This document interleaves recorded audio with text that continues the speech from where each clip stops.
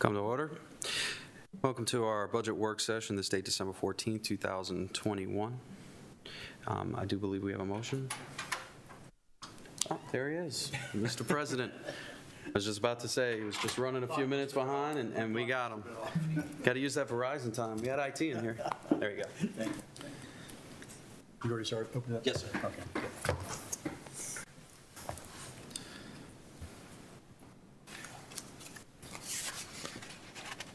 Well, welcome to our session here. I'm going to bring up Jeanette and... Before we do that, Mr. President. Oh, I'm sorry. You got any motion? Yes, sir. I'd like to make a motion, Mr. President. I move to approve the annual compensation of the Director of the Department of Emergency Services to $145,000 effective January 1st, 2022, and authorize the Commissioner President to sign the related documents. Second. Got a first and a second. All in favor? Aye. Any disapprovals? Ayes have it. Well, Jeanette, now it's your turn. I'm sorry. My turn? Okay.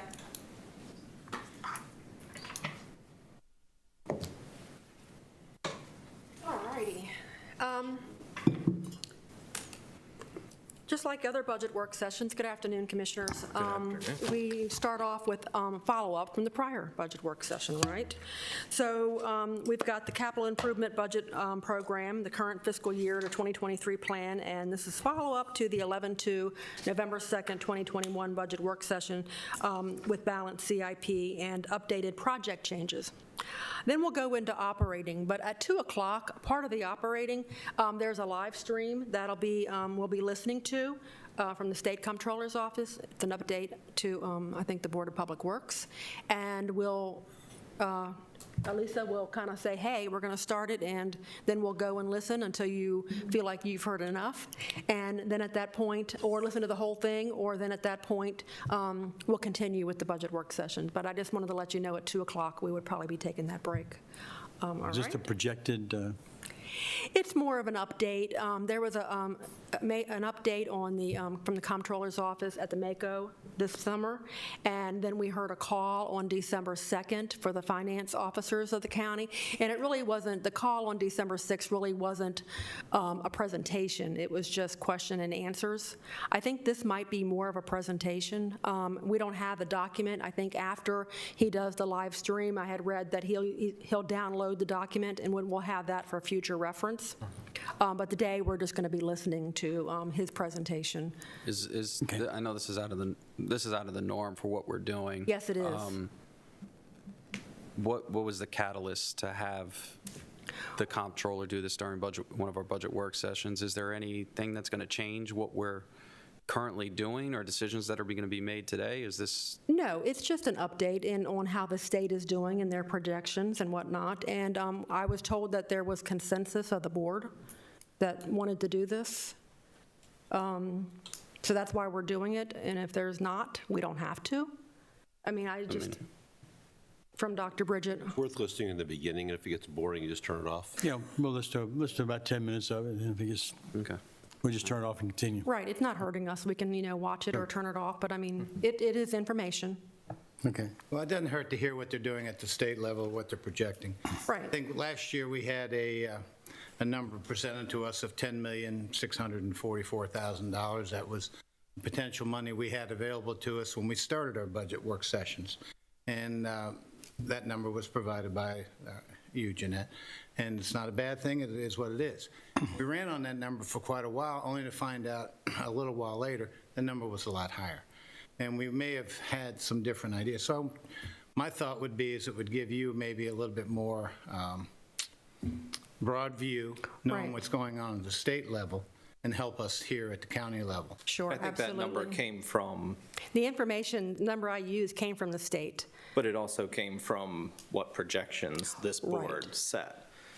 Right, and it's in our calculations, and even in today's presentation, they're consistent. Our calculations are consistent. I am adding another layer to it this year, but we continue to be consistent. But, I mean, we can, It doesn't hurt to hear. oh, absolutely, I think that's a great idea. I agree. Ms. Cudmore, has this been done routinely by the Comptroller's Office year after year? I believe they do give presentations at MACO, and I do believe they give presentations to the Board of Public Works periodically on their updates. Yes. Okay, so it just so happens that this one falls on a Tuesday that we're meeting? Yes, sir. Okay, all right. All right. So at this point, we're going to move forward, and we're going to start with capital projects, and Jody is going to review all the CIP for us. Jody, thank you. Okay, if you could turn to page 1, please. As requested, this is a letter from Mr. John Dietrich he received from the state confirming the latest status update for the state aid program. If you have any questions, we can bring them up. Otherwise, we can turn to page 3. So pages 3 through 11 are the updated cash flows from the Department of Public Works. I mean, to highlight some of the changes other than they're updating their narratives and their completion dates, the Patuxent Park Neighborhood Preservation, they identified a $300,000 cost savings and moved that to the FIN. The Ellis Road revetment discontinued the project due to issues and moved over $333,000 to the FIN. And the Buck Hewitt Sidewalk project is now to be funded through the retrofit sidewalk program, so they moved over $438,000 to the FIN. Do you have any questions on the cash flows? Not on cash flows, but I would you get a couple of things I've thought about since our last CIP session. I don't know when you want to do that. You can do it now, if you like. Okay. Two things that I've been thinking about that I know I've spoken about one before, and I'll bring it up again. And that is the Willows Road sidewalks. That I didn't see in here. That is part of the sidewalk retrofit, and so that'll be done. So that's part of South Shangri-La Willows, and I've been around here long That's a enough to know if I don't see the words That in the includes writing, the it air generally force. doesn't happen. No. Sir? I'm sorry, could you repeat? We were kind of having a cross conversation. Sorry. I said generally, since I've been doing this for a couple of years now, if I don't see the words in the description, it generally never happens. Okay. So I would like to bring that up to your attention. The Wildwood Boulevard, you continue to keep in here, and I don't know why, because I don't see how we're going to put a sidewalk more on Wildwood Boulevard. But we've got a plan, actually. It's coordinated with the 3-notch trail plan, and also with a crosswalk on 3-notch road that the developer of, I'm blank, the movie theater and so forth, that project that they're putting in. So at their own expense, as part of the traffic mitigation, they're putting a crosswalk in at that point. So we wanted, that'll link to the 3-notch trail, but we wanted to link Wildwood to that, to make kind of the 3-part connection. Were you talking about Wildwood Boulevard or Wildwood Parkway? Wildwood Boulevard. And then Wildwood Boulevard Parkway roundabout, we've done a study on that about how it would fit in. The HOAs are verbally ready to give us property, but we need to do a final design and get that locked in. We need $500,000. I would just say again, since I drive that every day just about, that how you're going to put a circle there now with the townhouses going on one side and all the utility reconstruction on the other is just beyond me without causing major costs to relocate those utilities that they just finished doing and having all those townhouses they're putting in there. I think there's 90 going in on that corner. To think you're going to put a traffic circle in there, it's got to take a lot smarter engineer than me to sit there and at least look at it every day for the answer. But simultaneously, as you're talking traffic circles, one thing I've been getting a lot of commentary on is FDR Boulevard. And FDR Boulevard there where, I forget the name of the street that comes off 235 and comes down to FDR Boulevard like we're going towards the animal shelter there, behind the Giant, behind the Navy housing project, behind First Colony? At or First Colony, yeah. Rolling it? Considering putting a traffic circle at First Colony and FDR Boulevard to help alleviate all the people making left and right-hand turns there, and just trying to make it a little bit more, since people are getting used to traffic circles now at a much better rate, and since FDR Boulevard is getting a lot of usage now, to think about putting a traffic circle there than trying to use a stop sign coming off of Right. the park, coming off there to get on FDR. Yeah, that would help with the speeding, too. Like I Yeah, said, it's a good idea. If I were looking at that, like I said, from the Homeowners Association of Wildwood, you have Holly Hill, you have the townhouses, which is the huge utility construction project Smecco just did. I don't know how you're going to, they're just grading and putting in the stormwater management for the townhouses and how much you'd have to take out of there and take townhouses away. Nice idea, and I just don't see those people giving up that much property. Yeah, okay. Yeah, we'll respond. Yeah, those are all fair questions, and we'll get back to you specifically on that one. So we do have a concept plan, and I want to make sure that it include the utility conflicts, especially new ones that may not have been there when the concept was done. It's a So that's good the reason you'll be leaving and I'll be leaving. And I'm just trying to make sure that everybody else is paying attention to, Got it. the aftermath of this budget. Got it. Yep. I'll get Don totally plugged into that. Thank you. Anything else, Commissioners, on? On that one, Those are two of my comments. on the new projects? On the CIP projects, yeah, we're talking about them now. I'm trying to bring them up, so at least they're being considered, Okay, period. And this is on pages through 6 on the cash flows. So okay, that's, any more questions on cash flows before we continue? Hearing none, move on.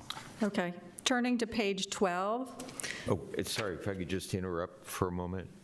Sorry. On page number, I guess it's 5, under sidewalk fit HW 2103, South Shangri-La is listed there, but that also includes Willows. So that project is South Shangri-La Willows. Now, and then the extension from that current South Shangri-La project, which goes to Lancaster Park down to South Essex, that would be a future project. But so page 5, down towards the bottom, HW 2103, all the way over to comments. So South Shangri-La is actually, that includes Willows, that first part of Willows down to Lancaster Park.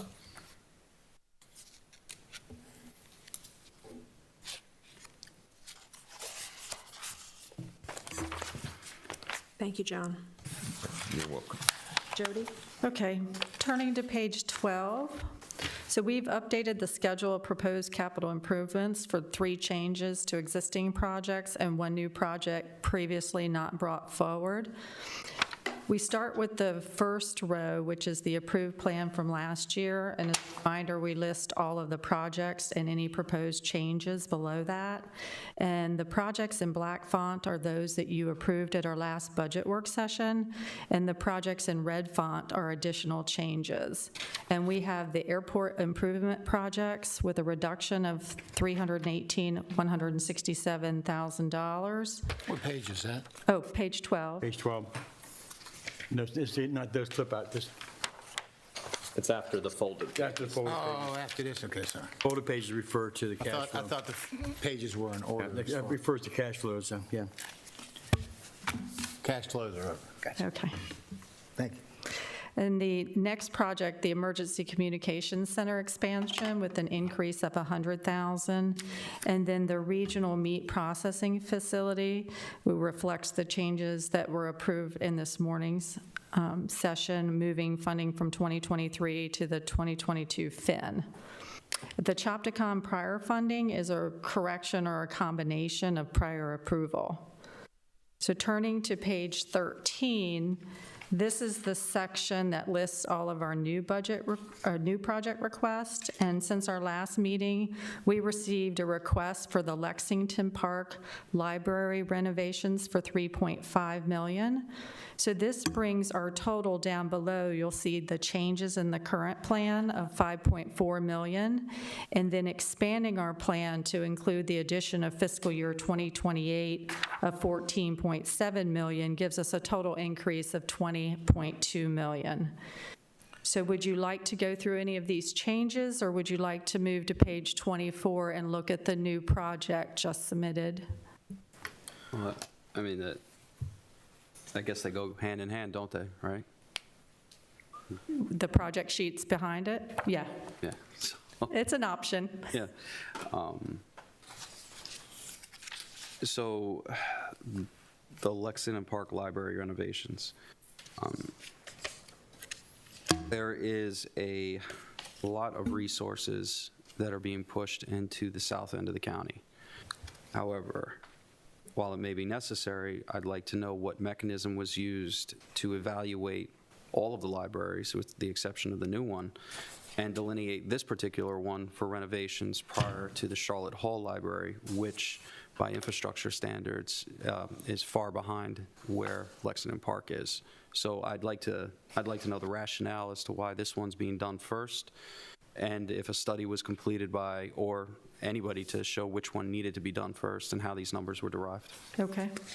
Commissioner O'Connor, we have Michael Blackwell, who submitted this change to us. Mr. Blackwell? Well, first of all, thank you for that question. And I think you're undoubtedly right that the Charlotte Hall Library could use some work. We are having a study done of all three libraries right now by HBM. We're getting grant money from the state to do that, and we're waiting for the results of that. I would say that this one moved forward because one of you gentlemen actually looked at the facility and said, you know, could use a little bit of work, couldn't it? And so we had commissioned a study of this just to take a look at it. I will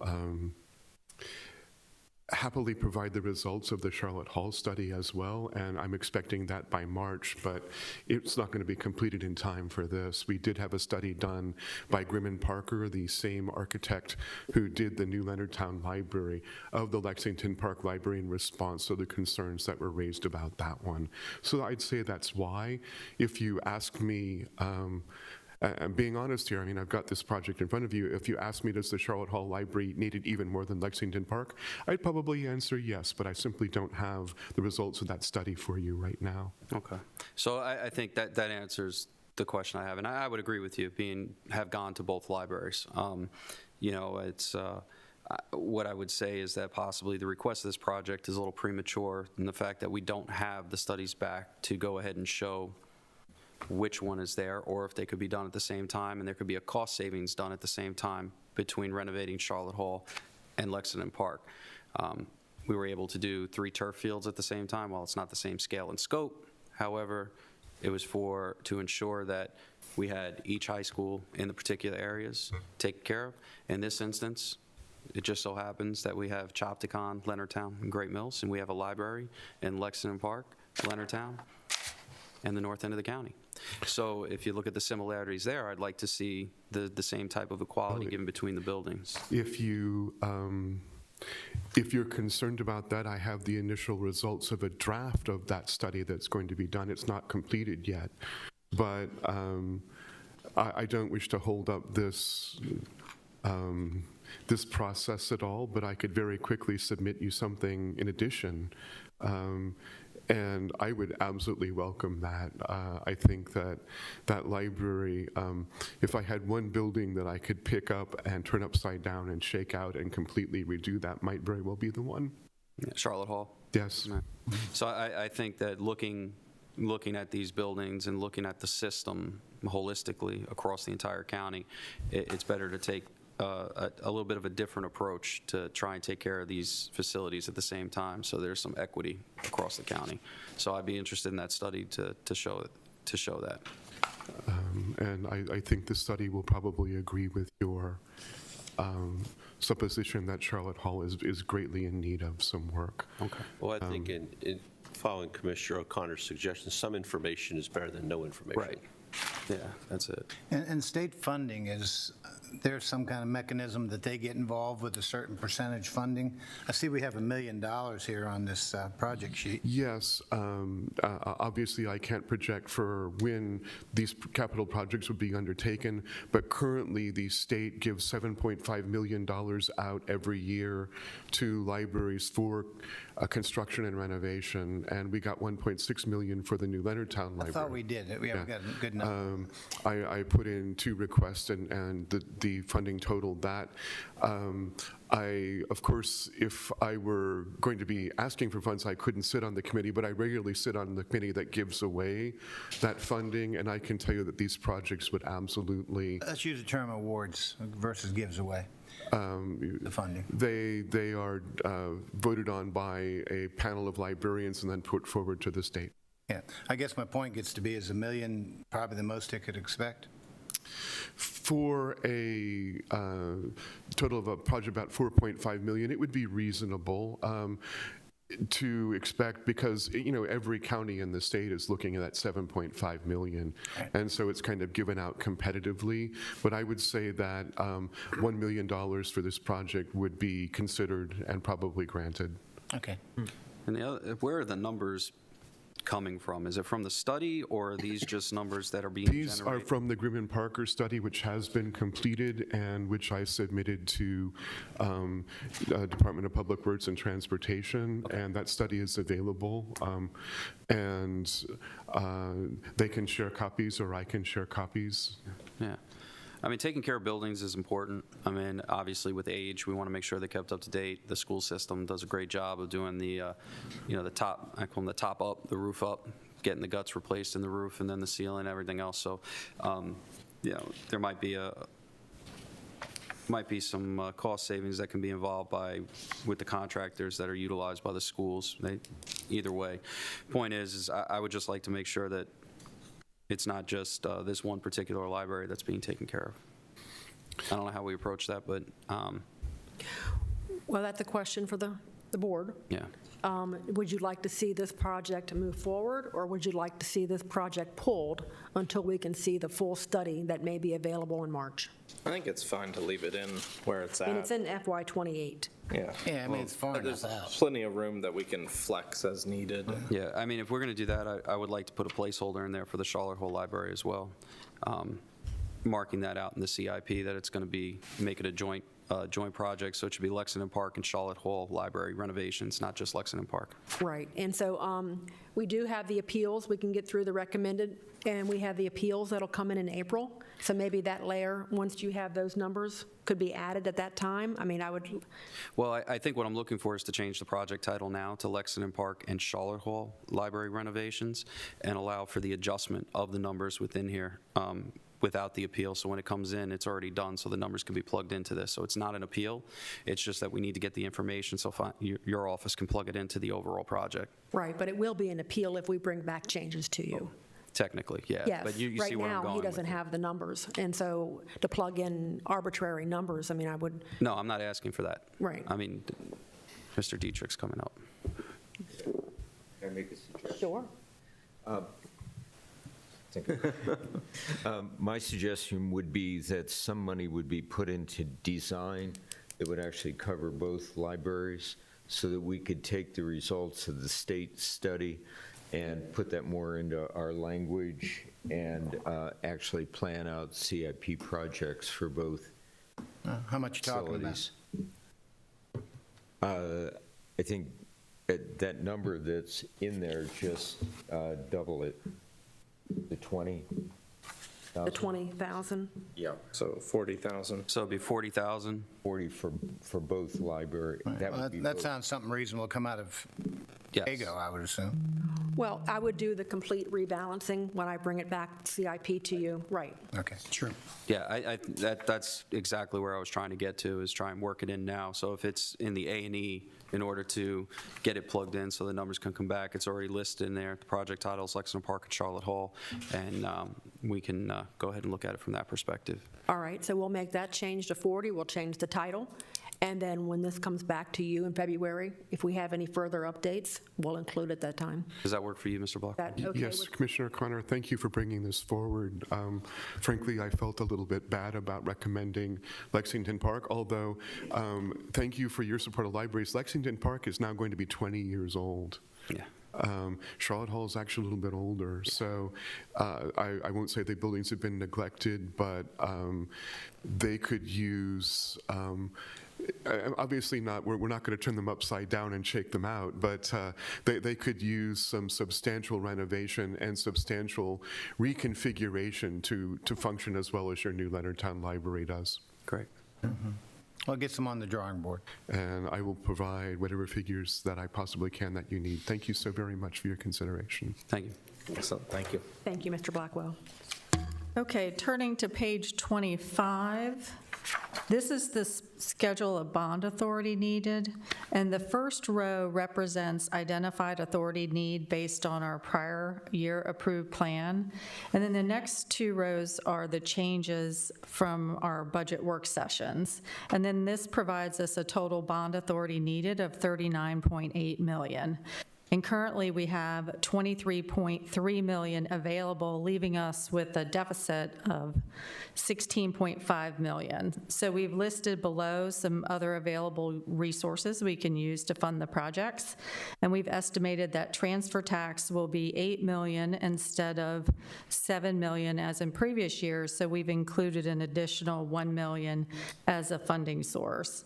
And then we also have listed the fund balance, or the PAYGO, of $15.5 million to balance the funding for the plan. But we'll bring this back in a balanced CIP in the February work session with all sources.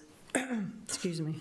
So I'll add, Commissioners, the amount used for PAYGO, it could change up or down depending on the full balancing of the entire CIP when we do that with all the county sources, So we're really projecting the transfer tax to jump up in FY '28. based on the current three-year collections, absolutely. So that's a good thing, right? As long as real estate stays hot. Well, that's why we kind of use a trend. You know, I think we had received more in '21. Well, no, in '28, you've got it going from $1 million to $8 million. Well, $8 million is the full year. Oh, gotcha. We already have $7 million in the other years. I see. Ms. Scudmore? Yes, sir. It's 2 p.m. Okay. Good afternoon. I'm keeping an eye on the Facebook page. Thank you. The Facebook Live from the Comptroller's Office has not yet started.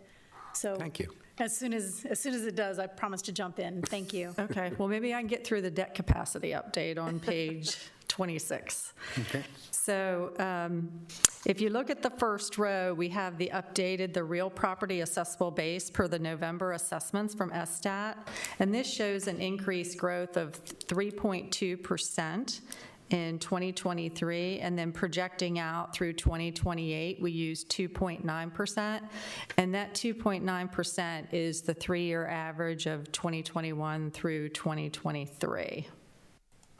And then we will update this again in February when we receive the constant yield letter from the state, which includes the triennial assessment.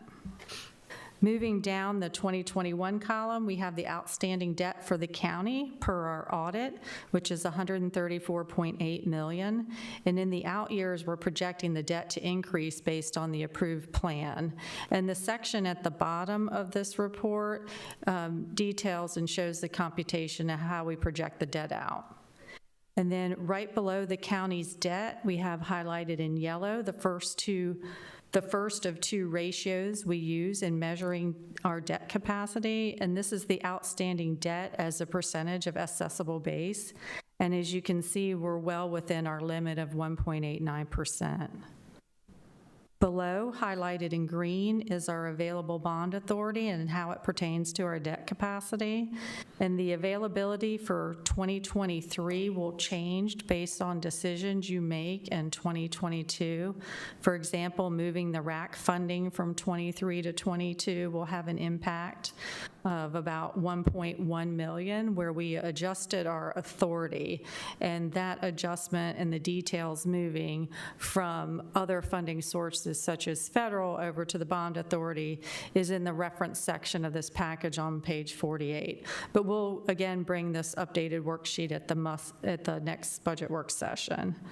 And then lastly, down below, the bottom two highlighted in yellow, that shows our debt service as a percentage of revenue, which is well below our 10% policy limit.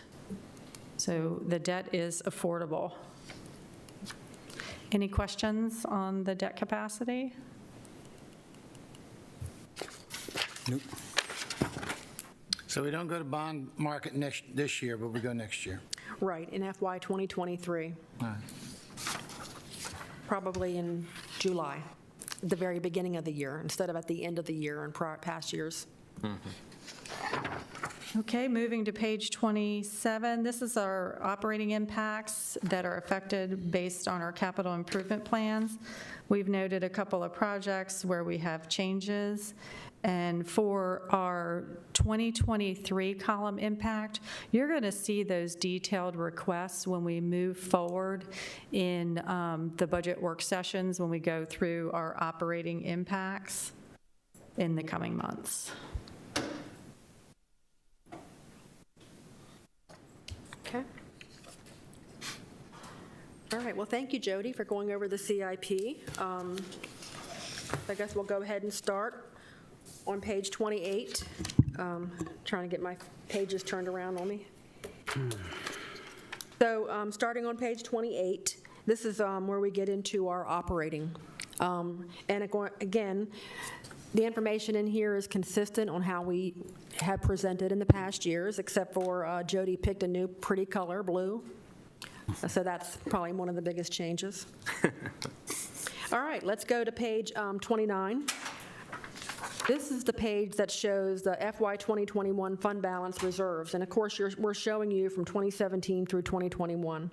And just as it was reflected in the audit, the 2021, our total reserves as a percent of revenue is now at 24%. And our reserves is made up of the 6% bond rating reserve at $16.6 million, the rainy day fund at $1.625 million, and the unassigned fund balance of $51.1 million. That increases our total reserves, and if you look at 2020, you can see that our reserves were at 49. The difference is realistically the increase that was received in revenue. So for the FY 2023, we maintain our 15% floor balance.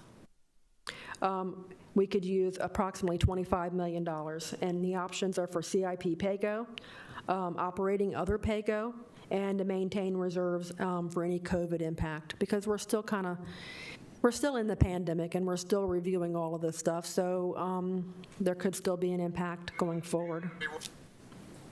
Excuse me for interrupting. Looks like the meeting is getting ready to begin.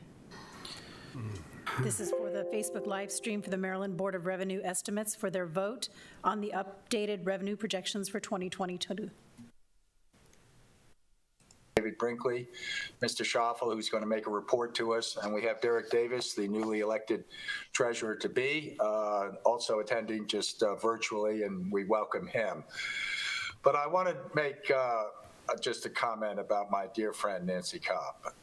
Our friendship, Nancy, has spanned 35 years that I've been in politics. I think you were in, I don't know what to say before that, but I joined you in the Maryland General Assembly. And frankly, for the past 15 years, when I got elected comptroller, we've served together as watchful stewards of the state's finances, not just on this critically important body of the Bureau of Revenue Estimates, but also on the Board of Public Works and also on the State Retirement Agency's Board of Trustees, which you have so expertly chaired.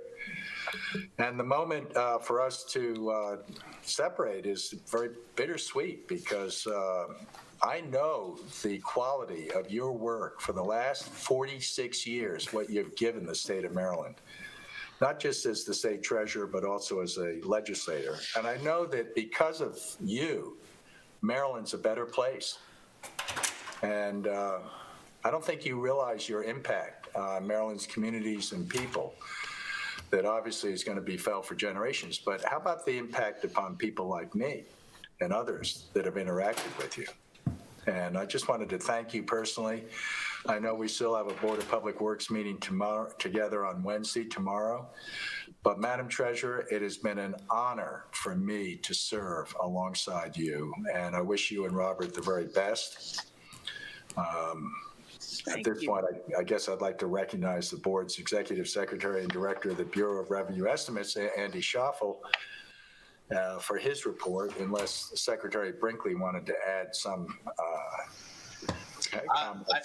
Mr. Comptroller, those are magnificent words, and I had some comments to address well, we're going to get to you later, so we'll get there later. Okay, great. Well, thank you. I just want to thank you. It's been about 35 years, and it's been great ups and downs and ins and outs, but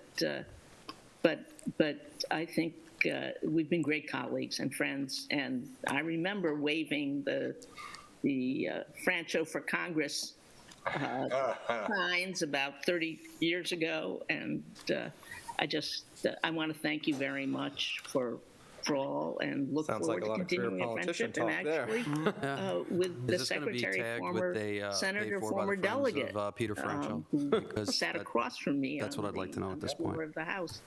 It was a good team, and there's a good team there, and I am just so pleased that Treasurer-elect Derek Davis, who also has served 27 years in the General Assembly, is with us, not on screen, but he's here, and I know that he will be a great colleague, and Maryland will benefit.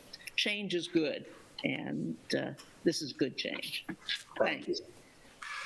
Andy, if you could make your report, please. Yes, sir. I, too, would like to just piggyback on your comments and thank the treasurer.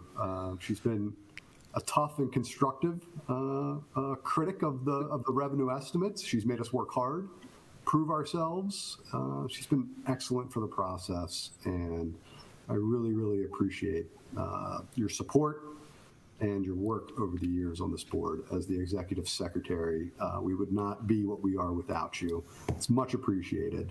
And just want to say thank you. Thanks, Andy. Let me just add one more thing. It was 47 years in the House and treasurer, but there were 3 years before that when I was on the legislative staff. And I think that the staff we have in Annapolis, and the treasurers, the comptroller's office, Department of Budget and Management, and the legislature is what really makes Maryland a very strong state governmentally at the state level. And Andy, you've been terrific, and I know will continue to be terrific. And I thank you very much. All right. Thank you, Madam Treasurer.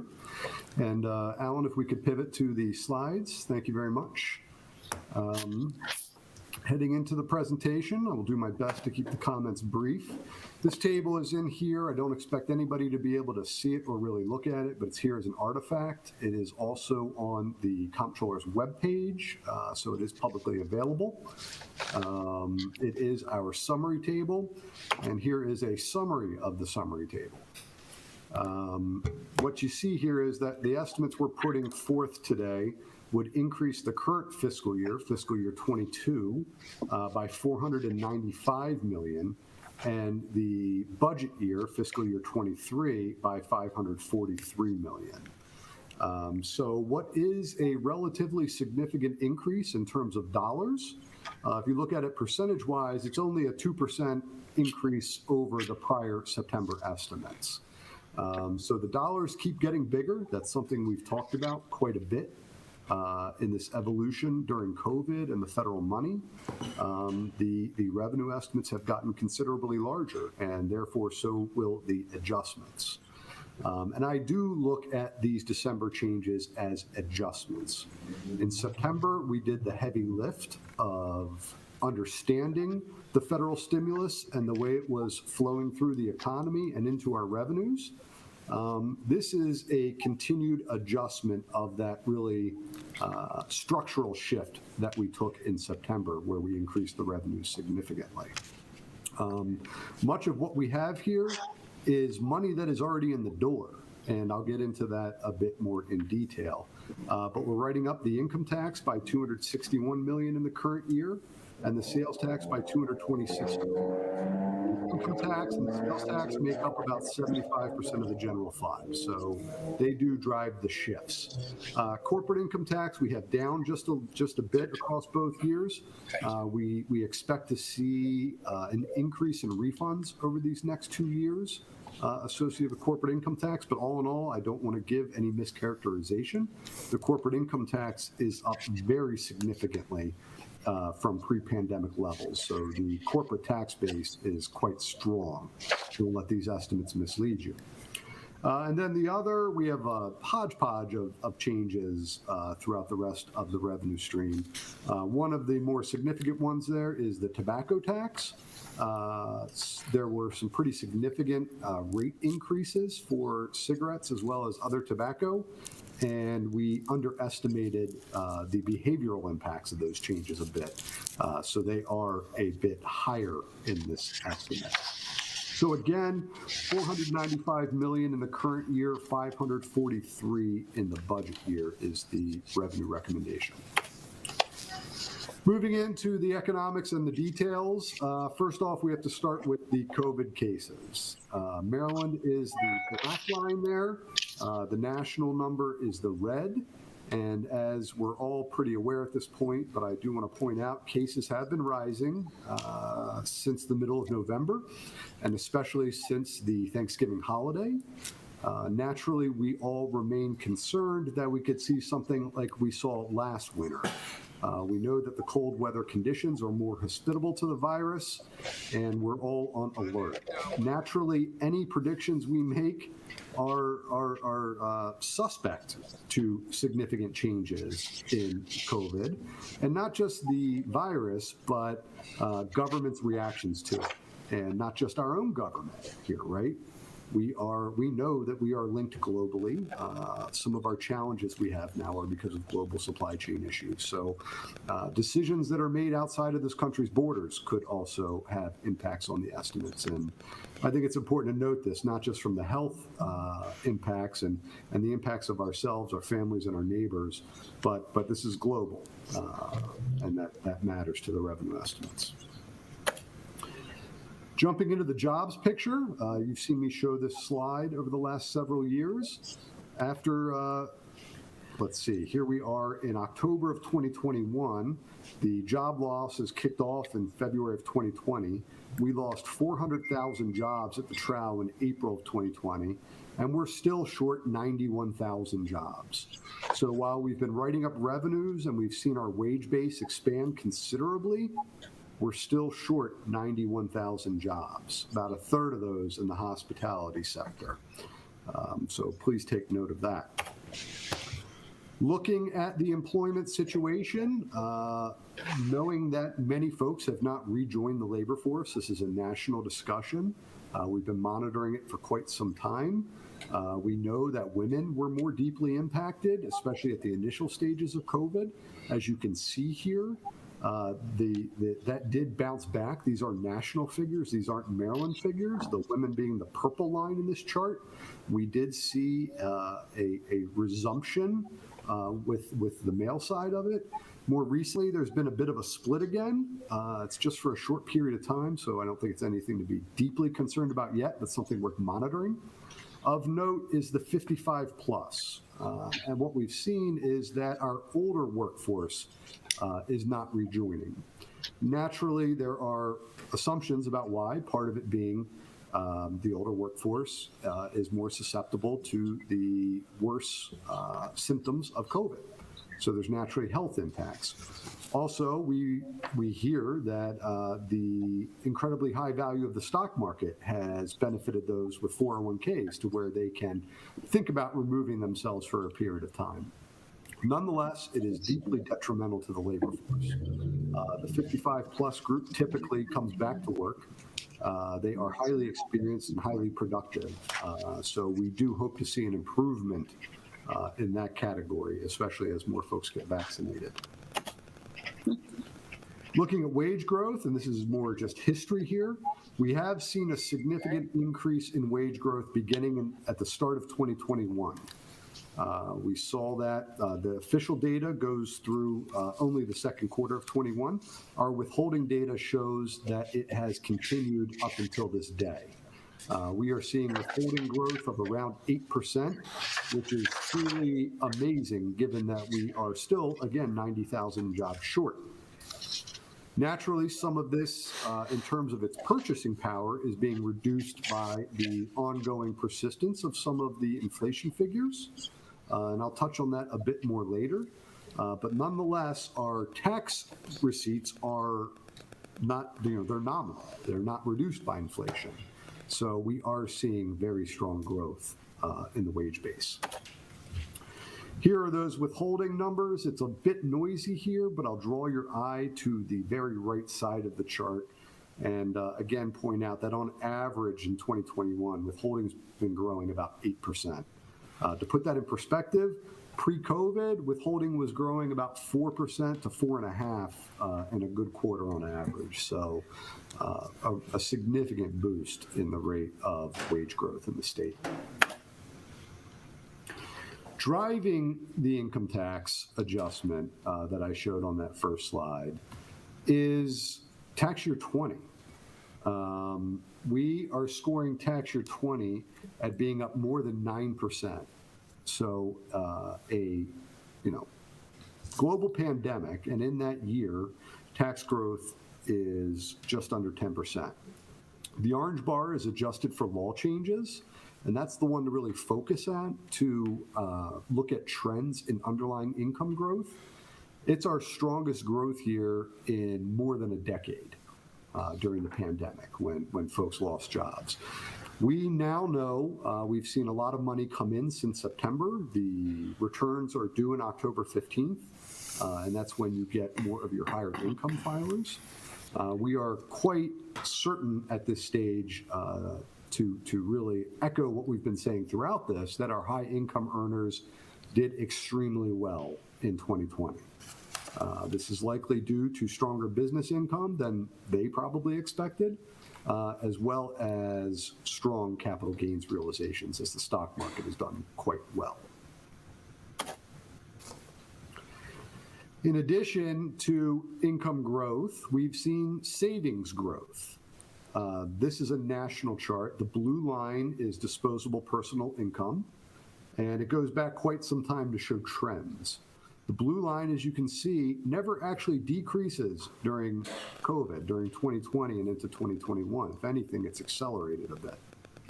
The orange bars are the national savings rate. And pre-COVID, we were at about 7.5% as a normal rate of savings.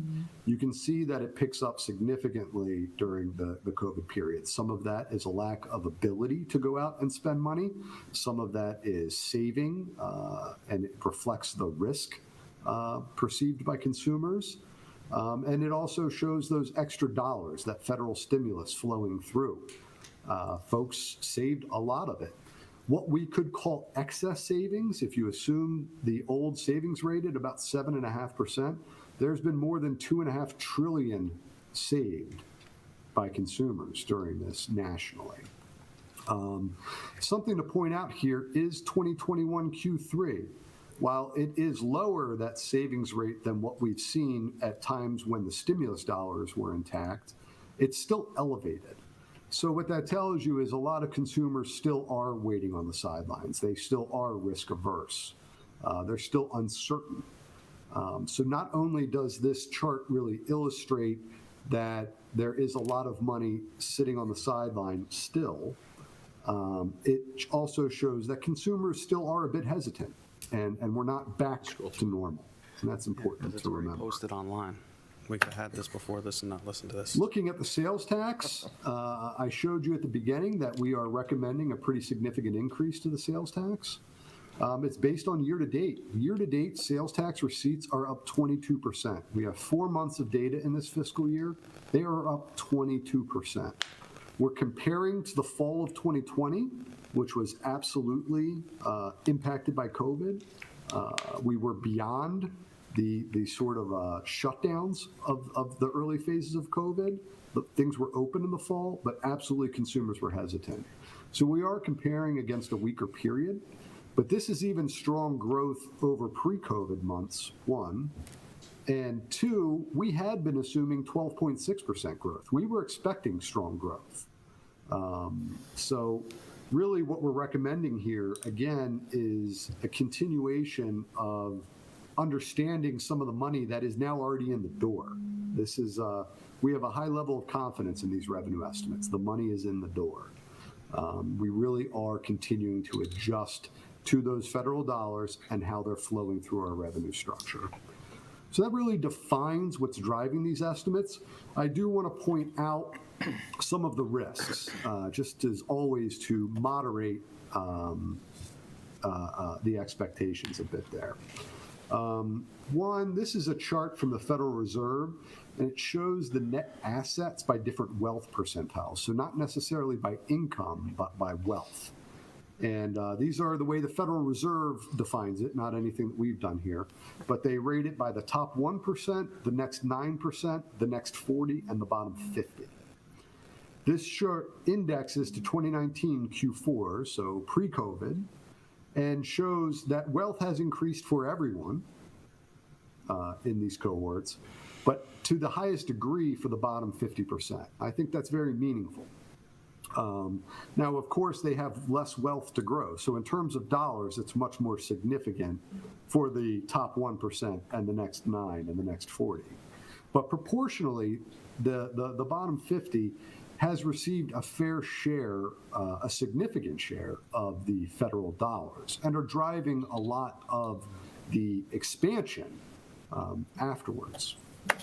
Now, it's worth taking a look at where that money is showing up. Andy, can I ask a question about this one? Sure, The please. net assets for wealth percentiles.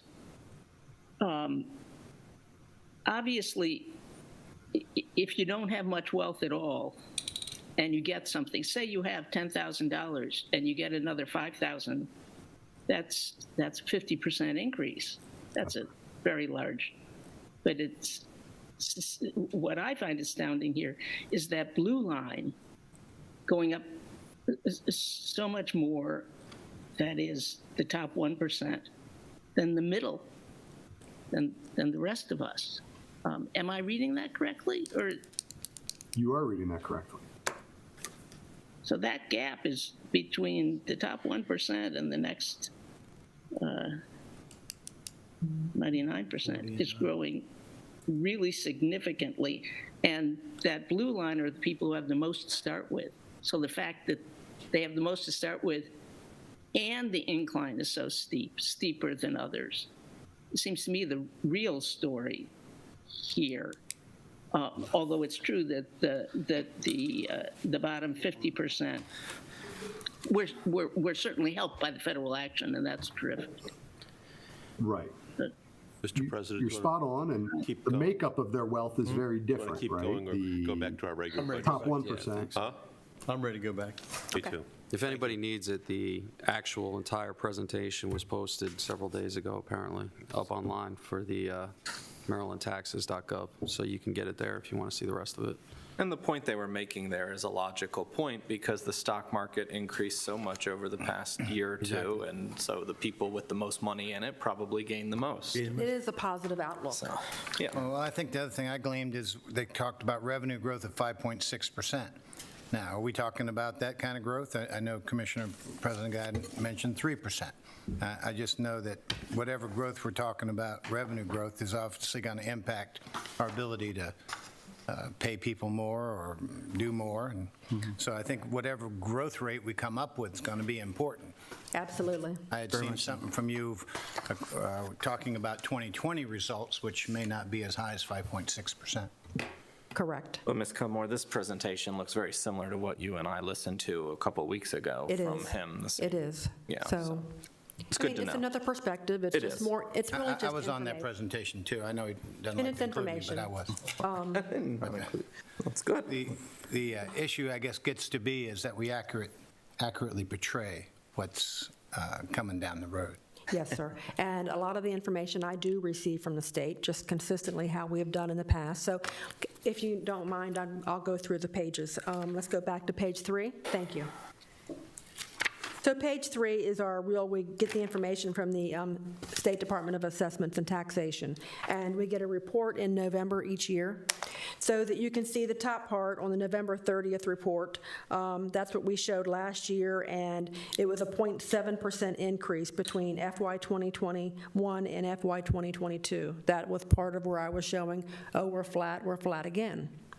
Well, a difference in a year, and it's a good thing that it's a difference in a year, because now if you look at the FY22, which is still that middle column, there's an increase of 2.4%. That's a great thing, okay?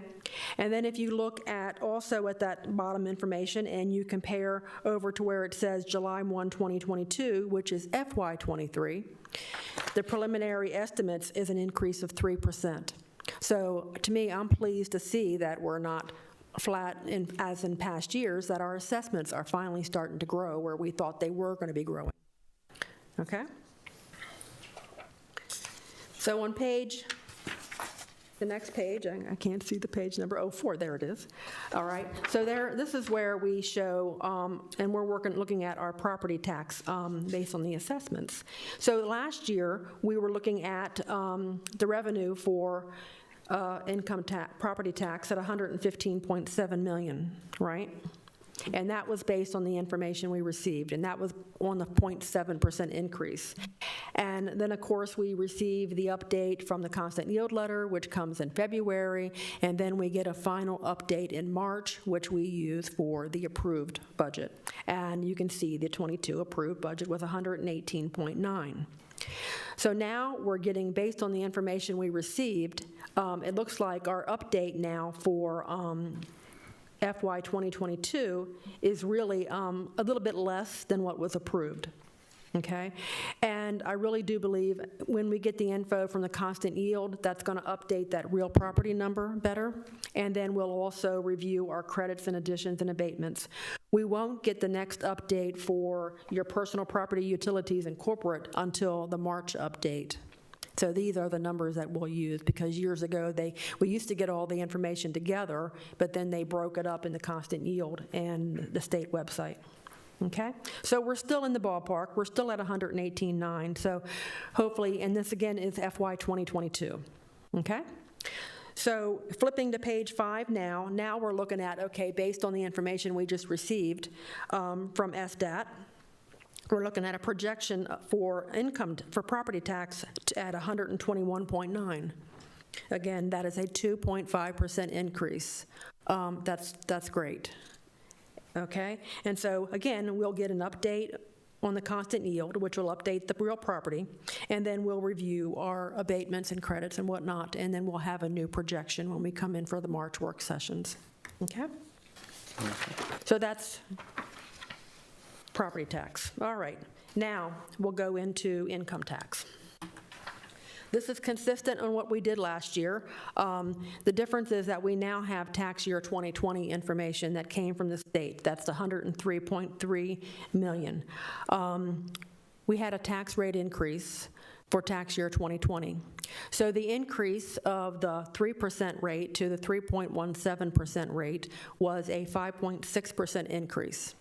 Well, the information we received from the state, comparing the November to last November, was a 4.5. The reason why we're showing that there's actually like a 3.8 is because it's comparing the now November number to the January, because we will get an update in January, the final update on tax year 2020. But with, like I said, the property tax, when we increased the income tax rate in tax year 2020, it was a 5.6%. So with that, we didn't even meet the increase for the rate increase. So that is why we're showing a negative growth of 1.8%.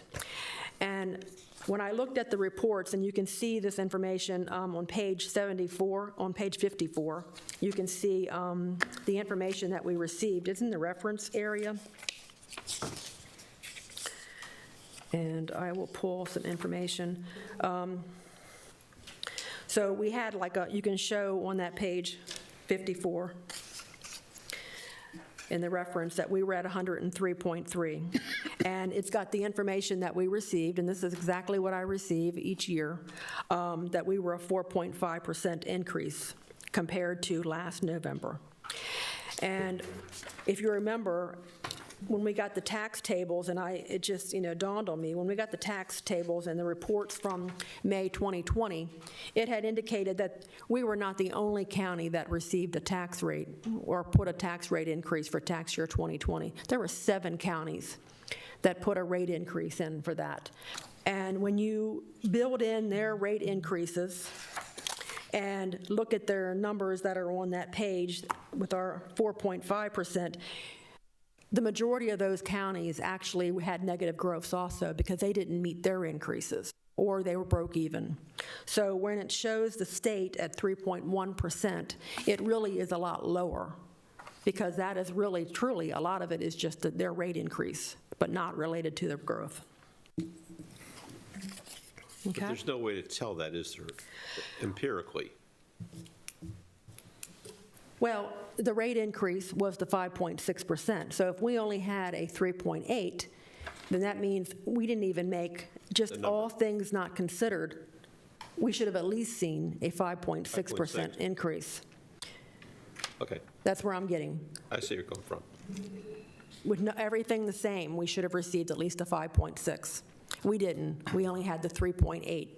So that's why there's a negative. So the state tax year 19, the average was a 2.2. Again, tax year 2020, the average is 3.1, which really is a lot lower if you put in all the different tax rate increases that were put in place. So tax year 2020 represents the full year pandemic and the tax rate of 3.17%. The tax rate to, like I already said, the 3.17% effect on the income is 105.1. That's what it should have been, just to reflect that rate increase. So the rate of a negative 1.8% is consistent with the other counties' growth. That's on the table 2021 on table 4. Then the tax year 2021, that's on table 3, which is page 53 in your reference material. That is showing that currently tax year 2021, same time as last year in November, we're up 17.2%. So that is good. That's good news. Jesus. All right? I know. So it's a lot of information. So realistically, the 6-year average increase from tax year 2015 to tax year 2020 is 4.5%. when you take that information. And the 4% area is normally where we've been in the past before we saw tax year 18 and 19 with that 10.3% and that 7%. Okay, but those were before we had the tax rate increase. So now the average, we're back down to about a 5.4. Okay? So with that information, we move to page 34. Okay? This is how we take the information, and we're going to grow everything, the 103.3, which was the tax year 2020. And again, we will get an increase in January on our payment. And one of the things that they said last week on December 6th, and also that they're feeling there are a lot of late filers. So with that, have a lot of late filers, we're thinking, or they were saying that the payment that we receive in January should be a little bit higher. Last year, it was about $667,000. And for those following, that's to make up for our November payment, which was a little bit lower. Right, so we're hoping that'll come in, and then our estimates will hopefully be a bit better. Will they be higher like they were in tax year 18? Will we make, the 5.6%? I don't know, but any kind of a bump will be good, because then we'll be growing tax year 2021 off of that new number, which is the current number we have is 103.3. So any increase would be helpful, okay? So if you look at 34, I have a question. So with the late payers and the late filers, I guess you should say late filers, similar to last year, we saw, I think it was March, we saw a $32 million disbursement that we received based on tax revenue, right? Right, we'll get the payment in February will be the $32 million, and that is going to be all tax year 2021. Right, so with that being said, while we're navigating this budget process, shouldn't we be considering a similar type situation and making adjustments based on the late filers as well? I think we should use the information that comes from the state. Right. We'll get that information in January, which will be the final tax year 2020. And then when we get the information in February, that'll be all tax year 2021. So right now, the payments that we received so far in fiscal year 2022, we are below roughly about almost $4 or $5 million right. in our distributions.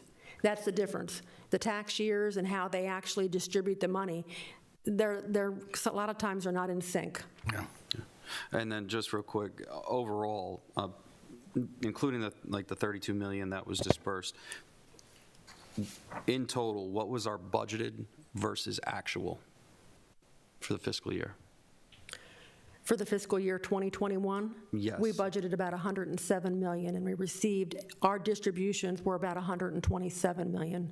Right. So there's the $19 million increase, which is on future slides. I'll get there. All right, I'm just writing notes down, looking at it. So it was 107 million that we budgeted, and our actual, I need it for this particular slide. So what was our actual again? 127. 127 million. Yes, sir. Okay, all right.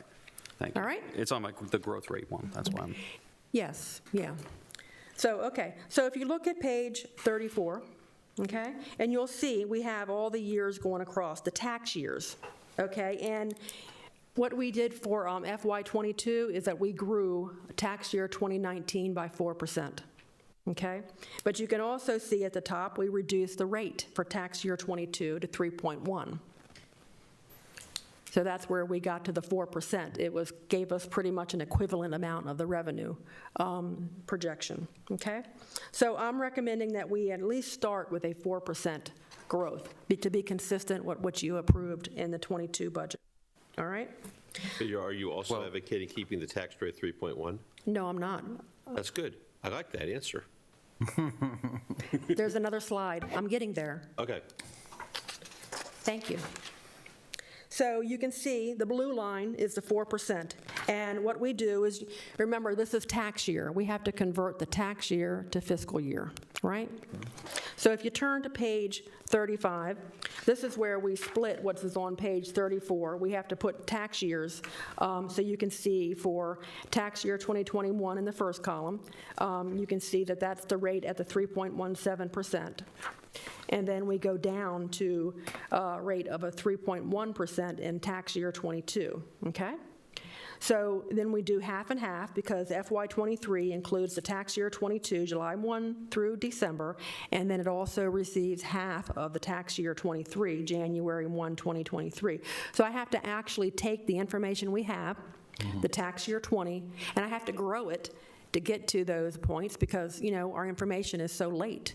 So we have to grow it based on whatever projections we have, okay? So right now, using a 4% growth, okay, and with the reduction, that we're starting off with 103.33, which was for the final number that we have right now for tax year 2020, it looks like our revenue estimate is going to be about 119 million, okay? And that is increased, and you can see the column that says unallocated penalties and delinquent interest. That was $6 million last year. We also received increased distribution. So we did increase that number to reflect the last 3 years' average. So that is adding in part of that 119, okay? So Commissioner Morgan, to your point, if you look at page 36, this is similar to what you saw last year at the later work sessions when you decided to make that rate 3.1%. So what we did is we put some different scenarios on here for you. Okay? So you can see right now, if you look at the 4% growth rate and you look at the current 3.1%, there's our 119. That is on page 35. So then you can see, okay, well, we have scenario number 1. So if we were to reduce the tax rate down to 3.05, you can see the different revenue items that are there and with different growth percentages. And then scenario number 2 drops the rate down to 3% with the different related growth percentages. So any change that you would make, or if you want to make, would only be effective, January 1, 2023. And the average increase is about $1.4 million for each 0.5% change. I mean, I personally don't have a problem doing the growth rate at 4.5%, being that we've been trending there routinely and based on last year's extensive fund balance, and lowering the, to Commissioner Morgan's point, I think with lowering the Income tax rate. income tax down to 3.05. 3.00. Yeah, 4.5 at a 3.05. That would be the scenario that I would utilize, based on all the numbers that we've been I'd like to see presenting. income tax lowered down to 3.00. And I think we can go on 5%, especially if we can start moving some of the money from the OPEB out of the PAYGO and then to start letting it pay. Now, we'll have an actuarial report February 11th. Right. The actuary's coming down. I love that guy. And Bolton people. Well, I have news. He's not coming. He's sending somebody else. Oh. Well, Sorry. I don't. But the point is that I think we can still get our 119 and The 119.3? at 3.0. Yeah, I don't think our numbers have ever hit the 5%, have they? Based on what I'm seeing trending. Last year was 5.5%. They're right, it was 5.5. Talking 5.6 for next year. Right. So, I mean, I'm using the information, and we're going to get another update for tax year 2020, which is hopefully will be raising that negative 1.8 up a little bit. And that any change in that would increase our growth to 4.5%. So, I mean, the decision is yours. Well, we could adopt a policy of making sure our OPEB does not go below the OPEB liability amount, which has been this 106. Now, that 106 million can go up as we hire more people, but it's now at 123. It's funded at 115%. So while we have about 18 million over our liability amount, that does give us leeway. We don't have to take all 18. We can take a few of it. But we could probably offset whatever we lose from going from 3.1 to 3.0 out of that OPEB. I don't know if, we've always estimated conservatively and come in with higher revenues than expected. I think that's at least 11 budgets, so I've been pretty close on that. Right, and that's on the next page where we are. But I'm thinking that, I'm more inclined to go to a 3% tax rate at 4%. Or we can go to 4.5%, it doesn't really matter to me. We can go to 4.5% and still get to 3.0. I mean, if you just watch, we can watch what the economic indicators have been. I mean, why is the employment increasing? Well, they cut the $300 a month check off, and they say your unemployment goes from 72 to 26. So all the people who are sitting out there living between 26, 72, and $300 a month, all of a sudden got a double, have the responsibility to get to go back to work. Regardless, I mean, I had a chance to read the audit. While there was not extensive conversation on the actual audit, I expected it to be a little bit more of a conversation, and then how fast it actually happened. Me too. I'm sure you were relieved. I have no intentions of touching OPEB, at least personally. I've watched what the state does. I've watched when Martin O'Malley dipped into OPEB and the Trust Transportation Fund. It's risky business. It's funded that way for a reason. Whether it's over or not, it's because it's invested, and that money is in there making money. If we have a bad year with health, if we have lots of other things, there may be something that needs to be done with that. I mean, if anything, not to pad this budget, but if we were going to look at OPEB, and the funding from there and moving it, I would be more inclined to put it into another benefits program like LoSAP in order to fund the LoSAP, because that's an investment. If we're over in one area for OPEB, then let's look at another area that it can properly be funded there versus pushing it into operating and juking the numbers. Right. I feel more comfortable with, even at Commissioner Morgan's point, that if we're looking at a 4.5% and pushing down to the 3%, I think that is actually doable based on our trend. I think 5%, we haven't gone there for a multitude of reasons along the way. But had we been at a reasonable, I think we were 4% last year, right? Yeah. FY22, we used the 4%. Right, we used the 4%, and it actually estimated a little bit higher, but either way, I think our budgeted versus actual would have changed significantly had we been up at 4.5%. Right, and and this is still early, and we don't have to notify the state or do anything until June or after we approved our budget, and you've got time. It's December, you don't approve your budget until in May. So we have time to make, and we can wait until we see, what happens in January. Are we going to get those late filers in? Are we going to get a big comparable number for the tax year 21? That's going to be info. I think you hit the nail on the head there. I'm good with going with the 3% scenario at 4.5% growth rate, reserving the right that we can come back and revisit this later. Last year, Absolutely. Commissioner O'Connor and I voted no on the budget primarily because we thought we were underestimating revenues, and that's kind of been proven correct. So I think we definitely need to pay close attention to this going forward. And I think one of the other things looking at here is we have 3.5, 4%, 4.5, 5%. Is that just you putting those particular figures there for any reason, like just going up that 0.5? No, we actually calculated it at those. No, not that. I know you calculated your numbers. I know that's what you do. Is there any reason that we couldn't say, based on the return and what we're looking at in January, that our growth rate is actually going to be 4.75, not 4.5? Right, and we can see when that happens.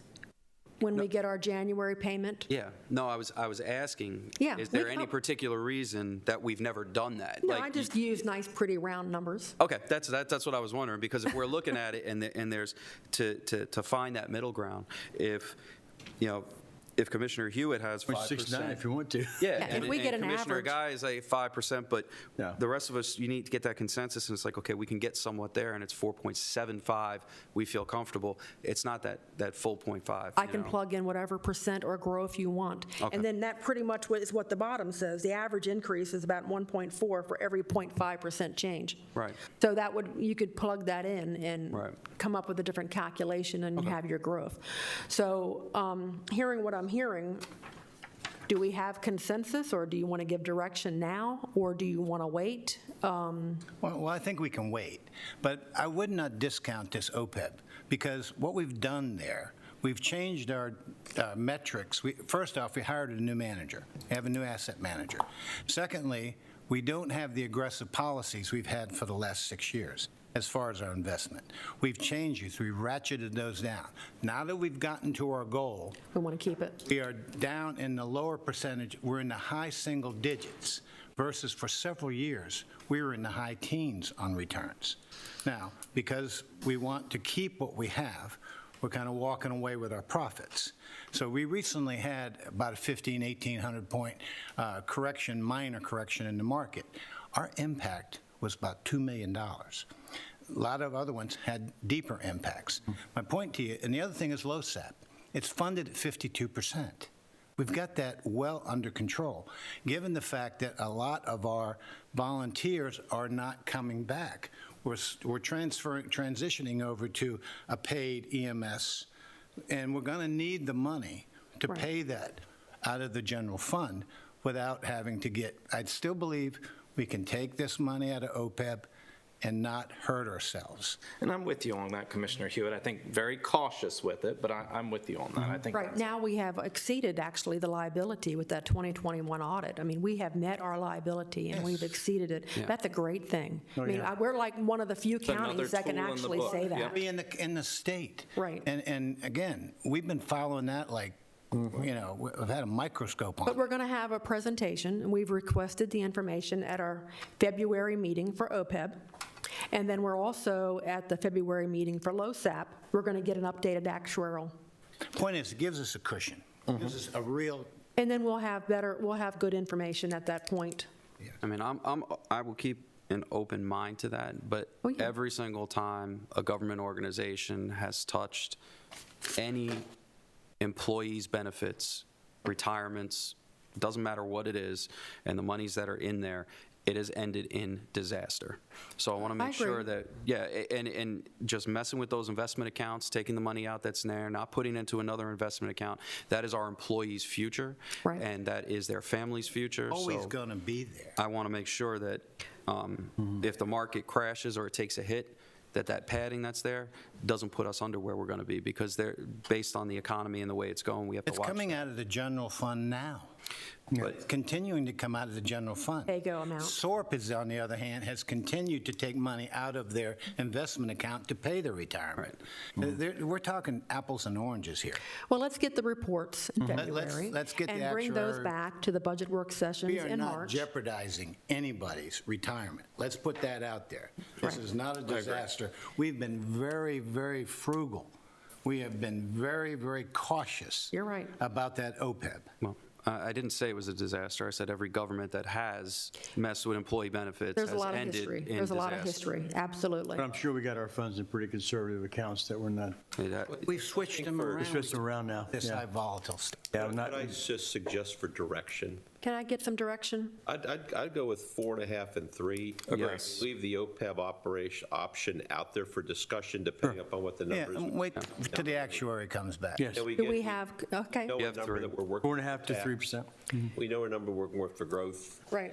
and then we can see where, what transpires over the next month or two with Okay. receipts and things like that. But at least that gives you a Gives me a baseline. number to work with, exactly, and then we can move forward with that. So that'll drop right now, your income revenue estimate from 119 down to 117.9. You're worried about $1 million. I know. Who cares? So I understand, we had 127 actual, and what we're looking at now is dropping down to 118. 118. Right. Can I flip to the next page? Yeah, that's fine. Next page, in.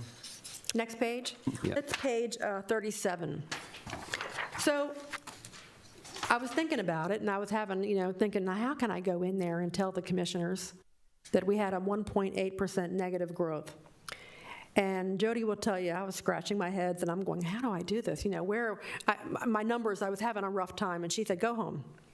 Go home and go to bed. Good advice. And then when I woke up, I kind of figured out, oh, well, we didn't even make our rate. We should have at least had a 5.6% increase. And then I said, well, okay, well, I'm going to tell them all this. But then again, we just received an extra $19.9 million in FY 2021. And they're going to look at me like I've got 3 heads, right? So what I thought is that, how we do the 6-year on the growth, I said, let's look and see what the 6-year is on the actual receipts and distributions that we've received. So that is what is on page 37, all right? So we went back to fiscal year 2016, and of course, when we didn't make budget, it was like, oh, now you're overestimating, and you're, so now when we make budget, you can see, in fiscal year 19, 20, 21, that's really when the tax law changed, Yeah. right? And the distributions came in. So if you look at from fiscal year 2016 through 2021, that gives you about 25.8 to the good. We were over-distributed, okay? And if you take the average, that's about a $4.3 million. So that's what I'm thinking, based on the state income tax deduction on the federal return, I have that on here where it was capped at a $10,000, drove more standard versus itemized deductions. personally, I also took advantage of that $25,000, husband-wife standard deduction. It was more than I could ever itemize. But you had no state itemization. Right, then I was dropped, and then I had to pay more state money. And this is what's happening. Everybody's paying more state. And that's why our distributions were higher, okay? Let's pragmatically. Right. The Build Back Better bill, that I think is a terrible bill, is going to look, if you don't get the SALT redeemed, the northeastern senators aren't going to vote for it. Right. So, like I said, this could change. The bill is full of flaws, and I thought the infrastructure bill I can live with. The Build Back Better, I think it's shallow for the citizens of the county, state, whatever you talk about. Right. But then again, if that does change, that 4.3 gets changed again. So we're very premature. We are. In trying to get down that path, particularly with however, Congress decides to act at the end of the day. I'm just thinking, based on what we were over-distributed in 2019, in 2021, fiscal year 2020 and 2019, that maybe we don't know at this point. Over-distributed or appropriately distributed with a wrong growth estimate? Say it again. What? You're saying? Our growth estimate was based on 6 years average. Right, so we were appropriate, what I'm contending is that we were actually appropriately distributed the funds from the state. However, the growth estimate was wrong. But that's not of your doing, because you could put out whatever number you want based on. No, but you're average. You're right. Right. In tax year 18, it was the 10%. Right. 19, it was the 7. But we knew in looking at past years that, wow, is this really sustainable? That's why we didn't recommend it, because we could say, like, how can we be here all these years? We were around 4, up in that same area, and we just knew that it would not be sustainable. Right, so you don't want to base your revenue estimates on something that's really out of the normal, and that's why we didn't. Right, it's all, basically what I'm getting is that it wasn't an anomaly that these funds were there. It was the appropriate amount of funds that were supposed to be distributed. It's just that the growth rate that was used off the data was not technically the appropriate growth rate for what the revenues actually were. The information that we use comes from the state. We're about 18 months behind. Yep. And it's very hard, and we have to use, and I'm not alone, this is St. Mary's. Everybody in the state of Maryland, every fiscal director in the state of Maryland is kind of scratching their heads like, okay, now how do we explain this? Yeah, but I mean, it's not. How do you budget forward? Right, because you don't want to continue to do this. So that's where I'm thinking, if we take the 6-year average, and if we look at it later and kind of see, okay, is it continuing? Do we get to when we're in April or May? Look at our distributions. Like I said earlier, right now, the FY 2021, we're a little bit under now compared to FY 2020, too. I mean, 20. And I'm not saying that it was I think it's something that we watch. Yeah. But I think it's something we can watch, but I think it's something we don't ignore.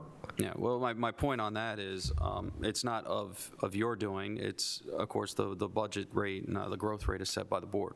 So when it comes down to looking at your numbers and then looking at the rest of the numbers, we just had the discussion about 4.5%. What are we going to do with the income tax and the disbursement? So ultimately, the growth rate is set by the board based on whatever numbers are out there. So similar to the last budget where Commissioner Colvin and I wanted it to be at a 4.5%, but we went lower, and we all agreed we would go lower on that. And we're at 127 million. Right. So what I'm driving at is I don't want the message to be is that we were inappropriately distributed funds that were appropriately distributed. That's what I don't want the message to be. They were our share of the pie. Right. Exactly. They were our share of the pie. The estimates, our numbers here locally, did not meet to what our share of the pie was when we got it. And the numbers around the state didn't match either, because they're all in the same boat. It was everywhere. Yeah. Yeah. So what I'm proposing is that we look at this, we could add the $4.3 million, and we review and kind of see where we are. Let's, right now, maybe add it. That'll increase our income tax revenue. And it's the 117.9. We could add the 4.3 average. We continue to look at this average and monitor it and see where it's moving and make an adjustment down the road. I think something we're learning from what the state's saying and what we're seeing is that we're coming through this pandemic we're kind of squeezing through it pretty good. Yeah. You know, I was really worried we were going to get crimped pretty good, and we're coming through it pretty well, and it's maybe not the best time to be cautious as it was last year. Right, and I would hate to come in here and you go in with another income tax and then you receive additional monies. So that's why I'm proposing that maybe we do add an additional amount over based on our average distributions. But I will say, we're going to have to keep watching the federal level. Oh, yeah. If that Build Back America bill, as presently written, goes through and passes, what you see here is assault is going to increase to almost 80,000. And it will change, The standard right. itemization is going to go down. Right. So we're going to see a total income tax difference in the state of Maryland. We've had a great heyday the last 3 years, but if they retroactive this thing this year, we're going to see a big tax decrease this year. And that's why we didn't go with the 10% and the 7%, because it's not sustainable. We got to be very careful. But we did the next few months receive- ought to tell us, but right now, We be did very careful. receive estimates and distributions that were above our budget. We can't ignore that. Yes. Yeah. I mean, the county's basically swimming in money. I mean, what it comes down to. It's in non-recurring, it's in our fund balance. Right. Right. Yeah, So- and that's where, while looking at the budget and planning it moving forward, what I want to avoid is of course, whenever we increase our growth rate, we increase the amount of money there, then all the other agencies look at that number and say, oh, I can get more. So regardless, you're never really going to truly avoid the vying for whichever portion Right. of the funding is there. But I think I want to be able to decrease the contentiousness that normally can happen if we can meet the needs based on solid numbers. Like last year, I think we were only off by like 3 million or 2.3 million, I think, by cutting back and forth. Right. It's in that ballpark. Right. Which would have been the 4.5% or something. So what I'm proposing is to add the $4.3 million to your new number, and then adding, and if you look at page 38, and if you don't want to add the additional revenue, then you don't add the additional revenue. I mean, I'm just thinking, we do have to watch it. We do not want to be in the same situation, like I think in FY 2021, where we received the extra 19, or the 6 in 2020, or the 3.5 million in 2019. But with that, if we were to add the 4.3, that would give us an estimate of approximately 284 million. Of course, that'll be adjusted down for your new number for income tax, which is about a 2.3% increase. And I think that's still a conservative number. Way conservative. Right. What is the conservative excuse me. In your opinion, what is the non-conservative number look I think like? right now, I mean, like I said, our property taxes were up now.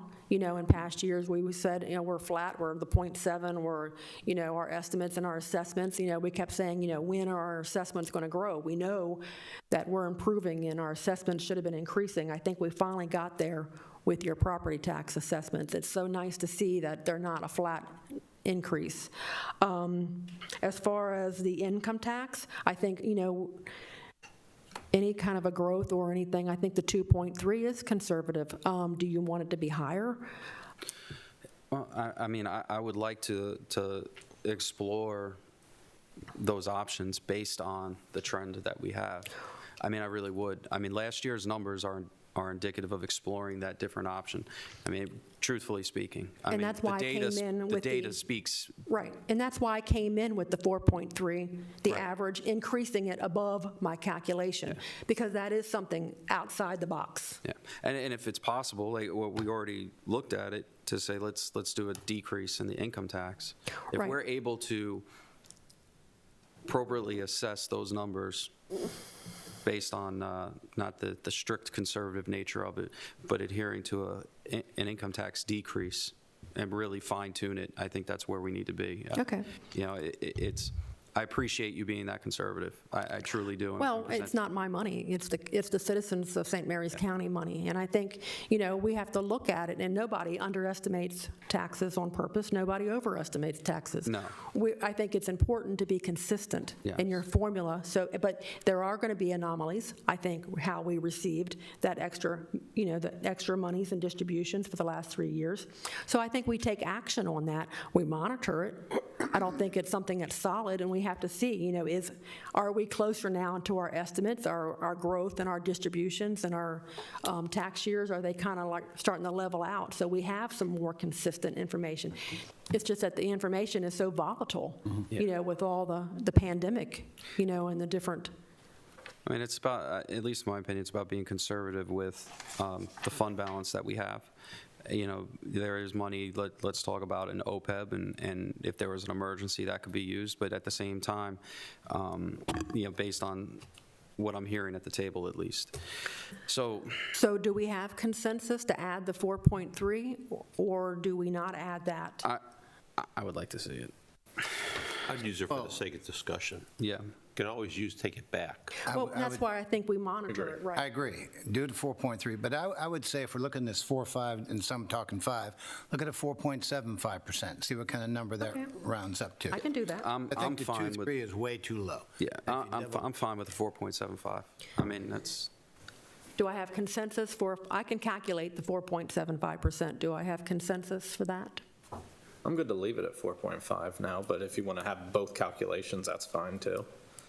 Well, again, it It's gets not to going to be that much difference between the two. It does get to be what the That's only about, what, number actually comes 2.5 out to million or be, something? because, Pardon me? you know, we're having people making 0.25?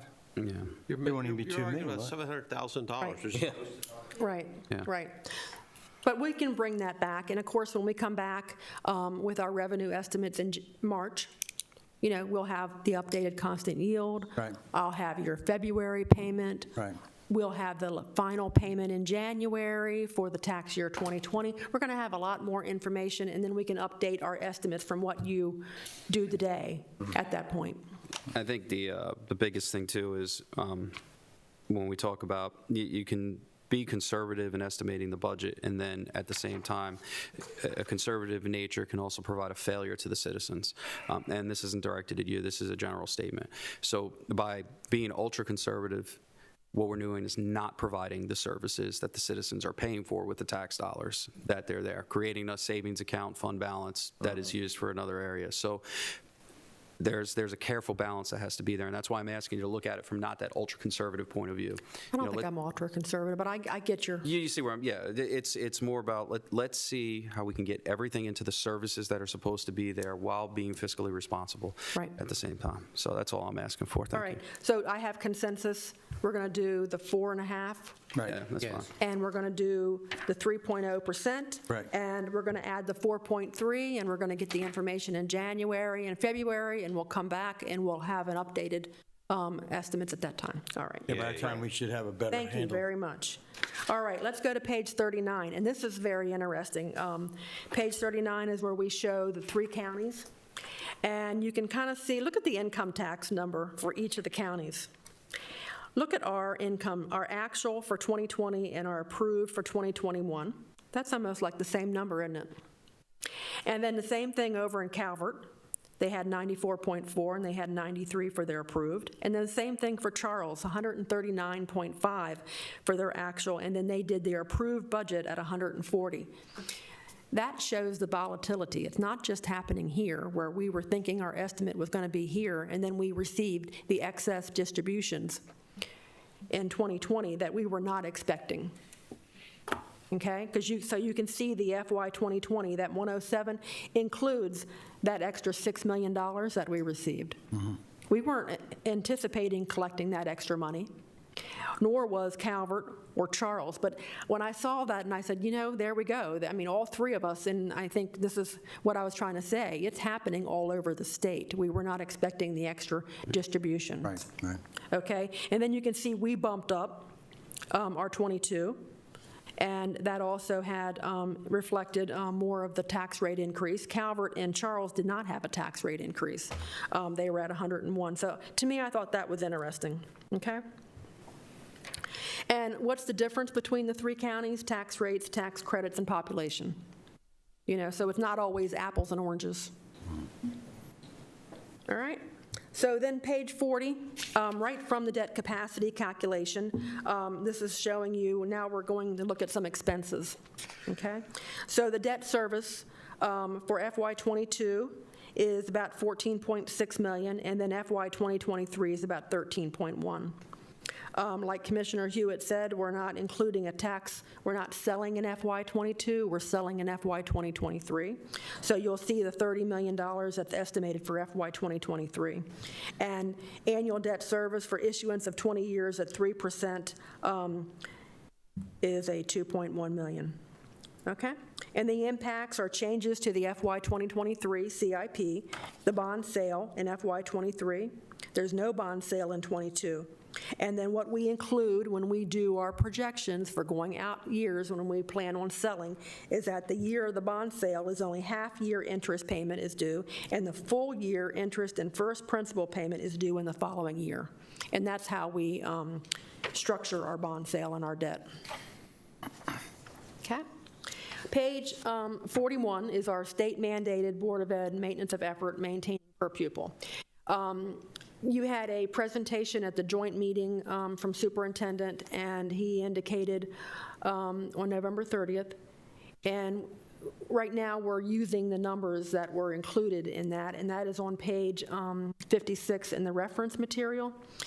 And so the official enrollment we're using at this point is the 16,722, okay?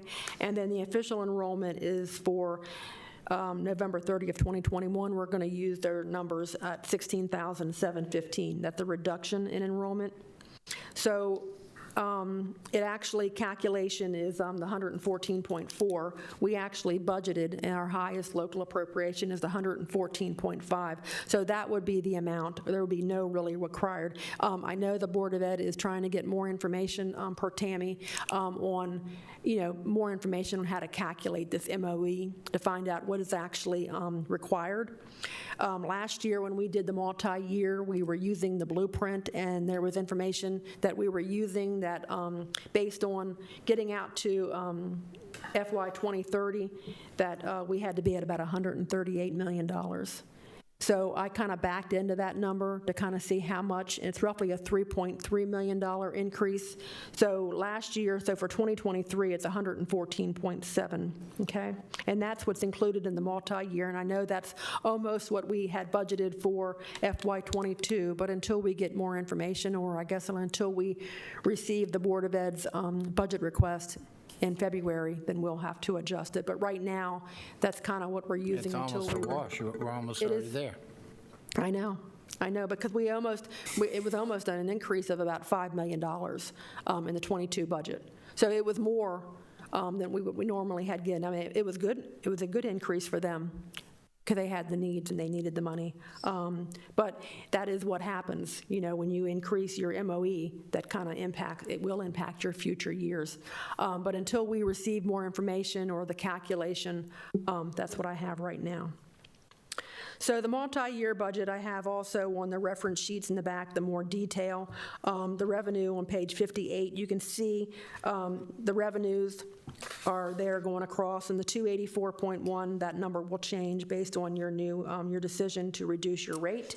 And then the expenses are on page 59, and those are going across. Your variance is in the positive. We don't have any red at this time. It's because we haven't received the request. We haven't received a lot of the information. We won't get those until January, and then they'll be presented to you in March.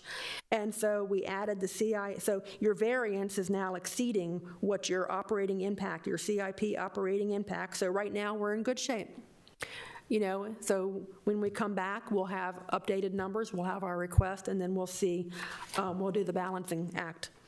So this is including assumptions for property tax at 2.5%. Income tax, of course, we've just changed that to be 4.5% growth now over the tax year 2020 at the new rate. The debt service is based on the debt capacity. The Board of Ed funding blueprint is at $138 million by time we get to FY 2030. If we receive that new information, then we'll update that for you. OPEB is based on the actuarial projections on current retirees, and then other expenses are currently at 2%. All righty. Page 43, this is the homestead tax credit. You were at 5%. In FY 2019, so in FY 2020 it was dropped to 3%. On this chart, you can see the first column is at, our assessment is at 3% the 97.7, and then for next year, for FY 2024, it's 113.4. So as the assessments have increased, and they have, your gap on between your market and where the assessments are, the amounts increase, okay? So to go to 2% costs us $182,000? Right, for FY '23, it would go, you would have to have a loss of revenue of about 229. I'm in favor of just keep it at 3. Well, you know, the thing we're seeing now, it's hitting people, is inflation. You know, I mean, everybody knows that gas is more expensive, groceries are more expensive. And the reason I would say, if we went from 3 to 2, the people we're helping are people on fixed incomes, people who are not planning to sell their homes, people in the lower income brackets who are being hit proportionally worse with the inflation than people in the higher income brackets. And these are the people who their mortgages are paid off, or they inherited the house from their mother or their grandparents or something like that. And the bill they get every year is that tax bill. So when they get that tax bill and the valuations have increased, by having it be their primary mortgage, their primary residence, it helps them pay less in that regard. I think it targets a group of the population that needs the most help and also getting hurt the worst by the high inflation that we're seeing. So commercial continues to go up. Rental properties continue. That all continues. This doesn't seem like a big number for us to absorb. How many times have we've cut this a couple times to get to 3? No, we've cut it once. We've cut it from 5 to 3. Well, I'm just, my opinion is we keep it at 3. That's just, you know, I understand. I'm not controlling the economy. I'm not controlling inflation. I'm not controlling Build Back Better or DC. I can just look at the county as a whole and understand both sides, and I'm David, I prefer to keep it at 3. I think that takes a vote, so. I think the argument can be made that even if you wanted to go to 1%, it would not impact our budget, even in the long term, based on our growth rate, our revenue, and all the trends over the last 5 years that you're seeing. I mean, last year's budget in itself is, regardless of the anomaly, I think it's indicative of the fact that you estimate the growth, you get to where you need to be. We had, what was it, 107, 120, right? You gave it to me. That's why I wrote it down. It was for this conversation. I mean, if you look at the table, Anne Arundel, I mean, at 2. 107 and 127 million. So look at the homestead tax credit percentage. No, I agree with that. But what I'm talking about is that when you're looking at your operating budget and you're looking at the budgeted versus actual, and then you're using the growth rate, if going to 2% or even 1% isn't going to make a difference if growth is estimated appropriately and the other mechanisms that have been mentioned by the other commissioners are there. I'm just making the point. I don't know where I sit with it, but I'm making the point that it is plausible to look at that and have a real conversation about lowering it without it actually impacting the operating budget, based on estimating the other factors appropriately. Right. It's not like the constant yield. And again, I'll say the people that it helps are the people who need the most help. People on fixed income, people on low income. Those are the people that need the most help that are getting hurt the worst by a 6.2% inflation rate. That's why I'd like to see 2. I'd go with 1. I think we can absorb it, given what we've been able to do. Again, back to this OPEB, and I know I keep beating on it, but we had that thing set up on a 30-year amortization. We paid it off 17 years early. That's like having a 30-year mortgage that you pay off in 13 years. And that money that you've been putting towards that is now freed up to do something else. Now, we've appreciated that benefit. And the people in this county deserve the benefit of that good investment. And that good investment, I mean, this is not a lot of money, in my opinion. It's a lot of money. Don't get me wrong. It's a lot of money. But on the grand scheme of things, for the benefit to the people it gives, I think it's a good investment to our constituents. Well, I also have to say, if that's the position that you're taking on the OPEB, I do want to see the audited numbers. I would say that the velocity of the dollar here actually goes a longer way than anything else, and that's kind of what I gleaned from Commissioner Hewitt's point of view here is, you're putting the money into where it needs to be. The investments came around. The money from those investments comes, the whole velocity of the dollar conversation. Anyway, do you need a decision on this today? No, we don't have to notify SDAT until March. Okay. Well, So you can think about it, and we can come back, and I can let them know. I want to hear the OPEB, the audit stuff. Right, I yeah, I'm want looking to know more about forward that before. to receiving the information from Bolton to see what they are projecting or what they think that we might be able to do based on where we are, the funding level. Okay. So do we have consensus to kind of move forward right now and come back? Yeah, Let's come back to it, yeah. All right. All righty, compensation factors, and at this time, I think hopefully Catherine's behind me. Come on up. So, this was the sheet that's consistent also with what we have had in the past. Thank you, Catherine. Oh, sure. So right now, Jody had updated the numbers and whatnot, and no impact on the FY 2021 step turnover. We just turned in some money this morning on some salary savings, which is great. And again, like I said, we get savings from turnover. We might have had somebody that was at a higher level, like a step 20, and then they retired, and now we've rehired at a step 1. We might have had somebody that had health insurance at full family or husband and wife, and now we have an individual. So you have those fluctuations that happen, and right now, we don't really have no impact at this point. The state pension rate is currently at 10.57%. I check on that, and we'll probably get an update probably in this month or next month, and then we'll update that rate. But it's been close to about 10% for the last couple of years. Sheriff pension is currently at 39%, and that is also based on the last actuarial that we had updated last year. The phase-in minimum wage increase, we saw that. We talk about that every year because we have to phase it into FY 2025. Okay, so currently right now, there's more information coming from Catherine, but right now we have to be January 2023. The minimum will be $13.25. That's part of the phase-in. Okay. The LoSAP, we were increasing at about $200,000 each year. Now, I do know that in FY22, we increased the amount. We used our fund balance, and we did a pay-go over to that because we also did some other pay-goes to kind of get the emergency services billing fund started. So that's all a part of that. Question on that with the LoSAP. I know the LoSAP committee requested an audit of LoSAP. So should we, before we do anything to LoSAP in itself, should we wait for that audit to come back?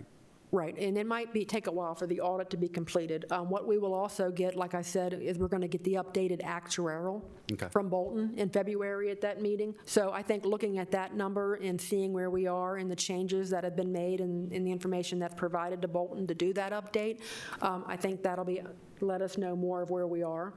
Has the LoSAP, I haven't seen it actually, and just to ask while you're up here, has the LoSAP committee identified at all the company that's going to be auditing the records, the certification records from the departments? I think we're in the process of working with We had that discussion SB. last week. Right. We're going to work with our current auditors, and we're going to do agreed-upon procedures, and we haven't started that process yet. I know that we're in communication. Okay, all right.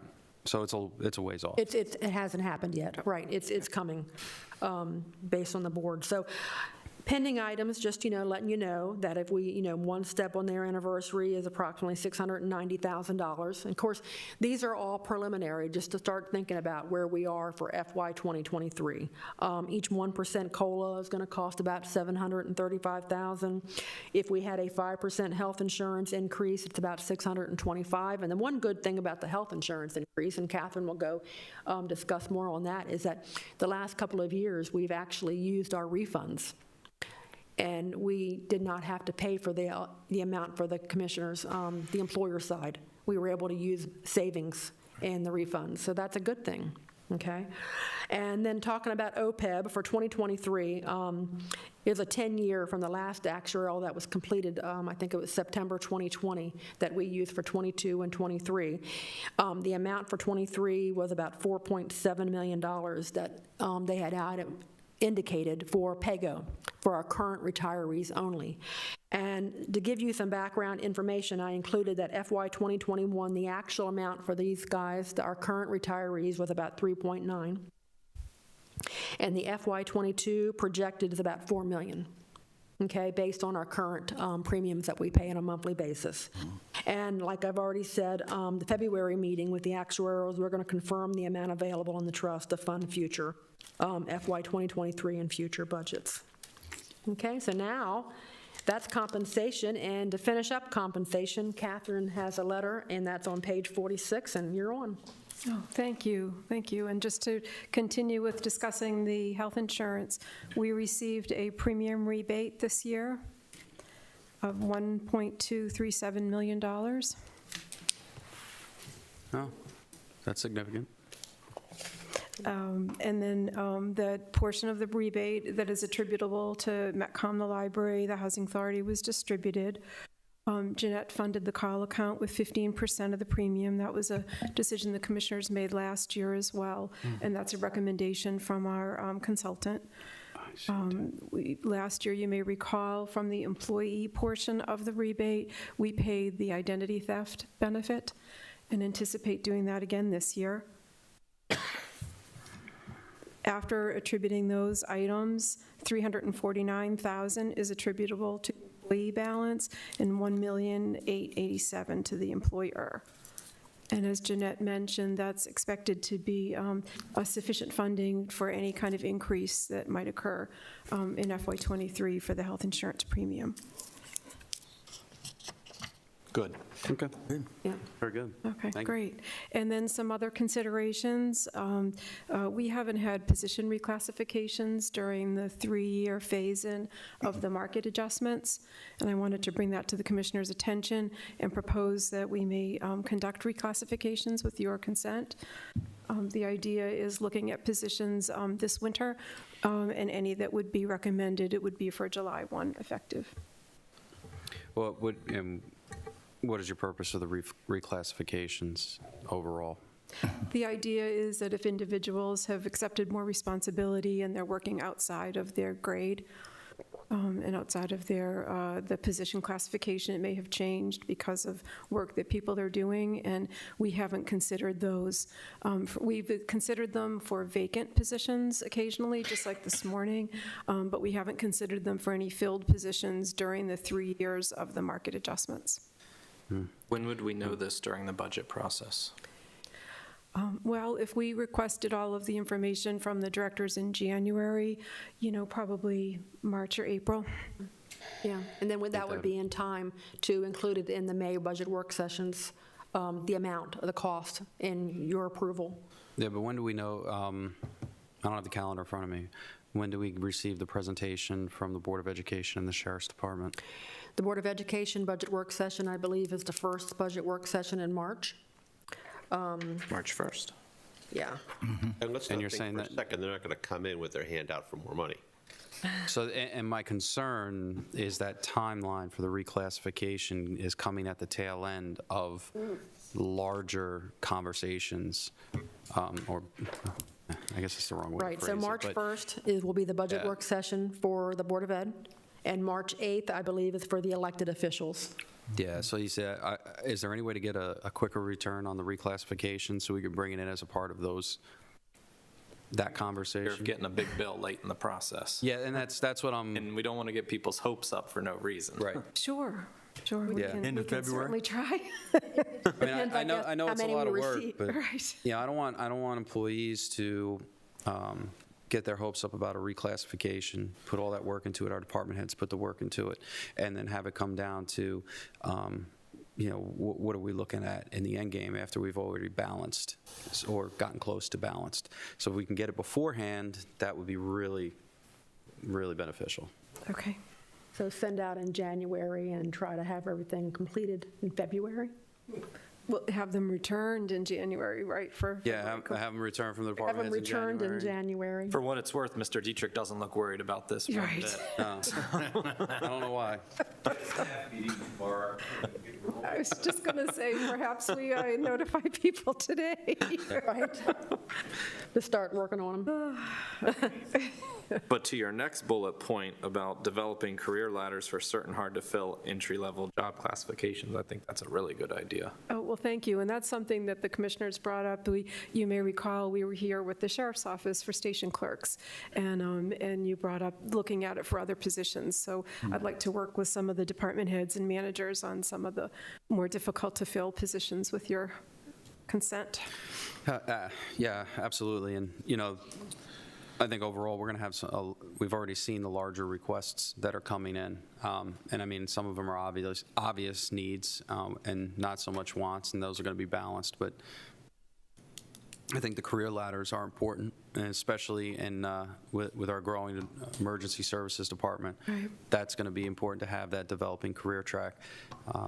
It might be a way to address the difficulty with STS and finding Exactly. CDL drivers, with building maintenance. So it could be a real, particularly with how difficult it is to recruit for some of those positions. I think it's Smith important we keep training, in that's what mind it that was. the workforce is totally different from just a couple years ago. absolutely. It is. And this is an important step. We need to be forward-thinking on Right. this. And to help with retention. Yep. Right. No, absolutely. Right. Yeah, Yeah. I think No, developing that recruitment. alternative top-of-grade stipend process is important, too. And Because you that's the- cannot have yeah. people getting a $500 stipend because they've been here 30 years, where someone who's been here a lot less gets 2.5% step increase. Right. It's just, I just think it takes away. Now, it depends on what our goals are. If we want people to get it 30 years and then matriculate out into retirement and going somewhere else, but I think they still have a lot to offer. If they come in at 22, 21, 30 years later, 51, 52, they're still not ready to retire. Right. And they still have a lot to offer, so we need to be able to retain that corporate knowledge. Yeah, I think that's going to be important. Be like the military, push them out that's it. Yeah, I 30 mean, years and you're done. you look at all the facets of what we deal with in county government and our other electeds, and I think that having that top end is going to be important. Long term, figuring that out is Yep. where we're going to need to be. And one of the proposals, as Commissioner Hewitt mentioned, is, depending on if the commissioners approve a step increase, for example, and the average step is 2.5%, do we give a 2.5% stipend Across the to board. somebody But that is? I think that's a logical approach to it. To Commissioner Hewitt's point, the 2.5%, if you're doing that, then they should receive, at the top end, should receive that 2.5%, I guess, bonus, if that's what you're going to call it, whatever it is. I guess you don't want to classify it as a bonus for tax purposes, but it's better than a $500 top. Correct, and it would not be added to a salary because they're already at the step, but Right. it would be paid, as a bonus stipend, whatever, Yeah. whatever we classify it as. And then fair, it would, seem more fair. And then you may remember that for the past couple of years, the sheriff's office sworn haven't been included in top of grade, Yeah. and that was because of the pay scale increase. So, that's something that we could look at as well and apply it across the board. So I believe it's in March that I come back with compensation, so I'll include that analysis. Okay. And then just lastly, as Jeanette mentioned, minimum wage. So we've been phasing in the minimum wage. There are a couple of counties in Maryland that are actively discussing accelerating that phase-in. Ocean City, for example, is one because they had such a hard time hiring Couldn't find entry-level anybody. people and getting to that $15 before 2025.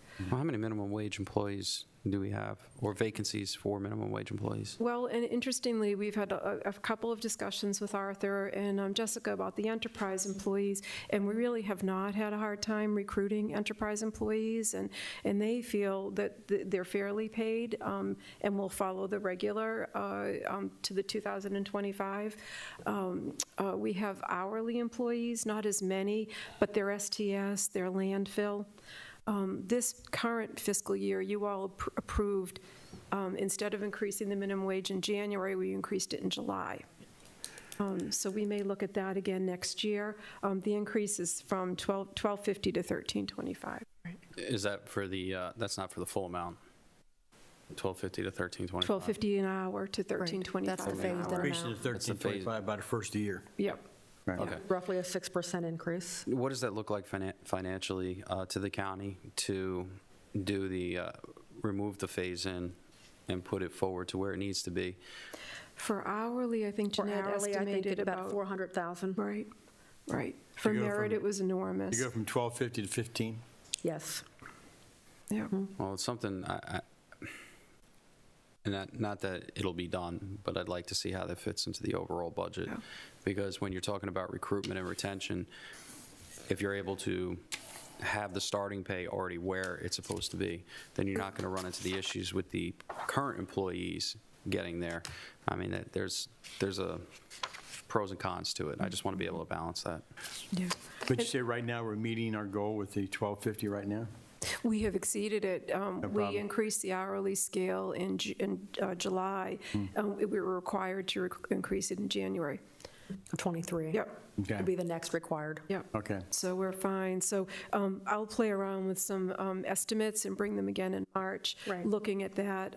I don't think we need to address the enterprise scale or the merit, and it truly would be the hourly Okay. scale. Thank you, Kathy. Well, I think what we've seen with the pandemic is the private industry, the small businesses having to pay higher wages for people they didn't have before. Right. We also saw people maybe in the hospitality industry who were laid off and improved their skills, and when they came back, they didn't have to do waitressing anymore, or waitress, or whatever term would.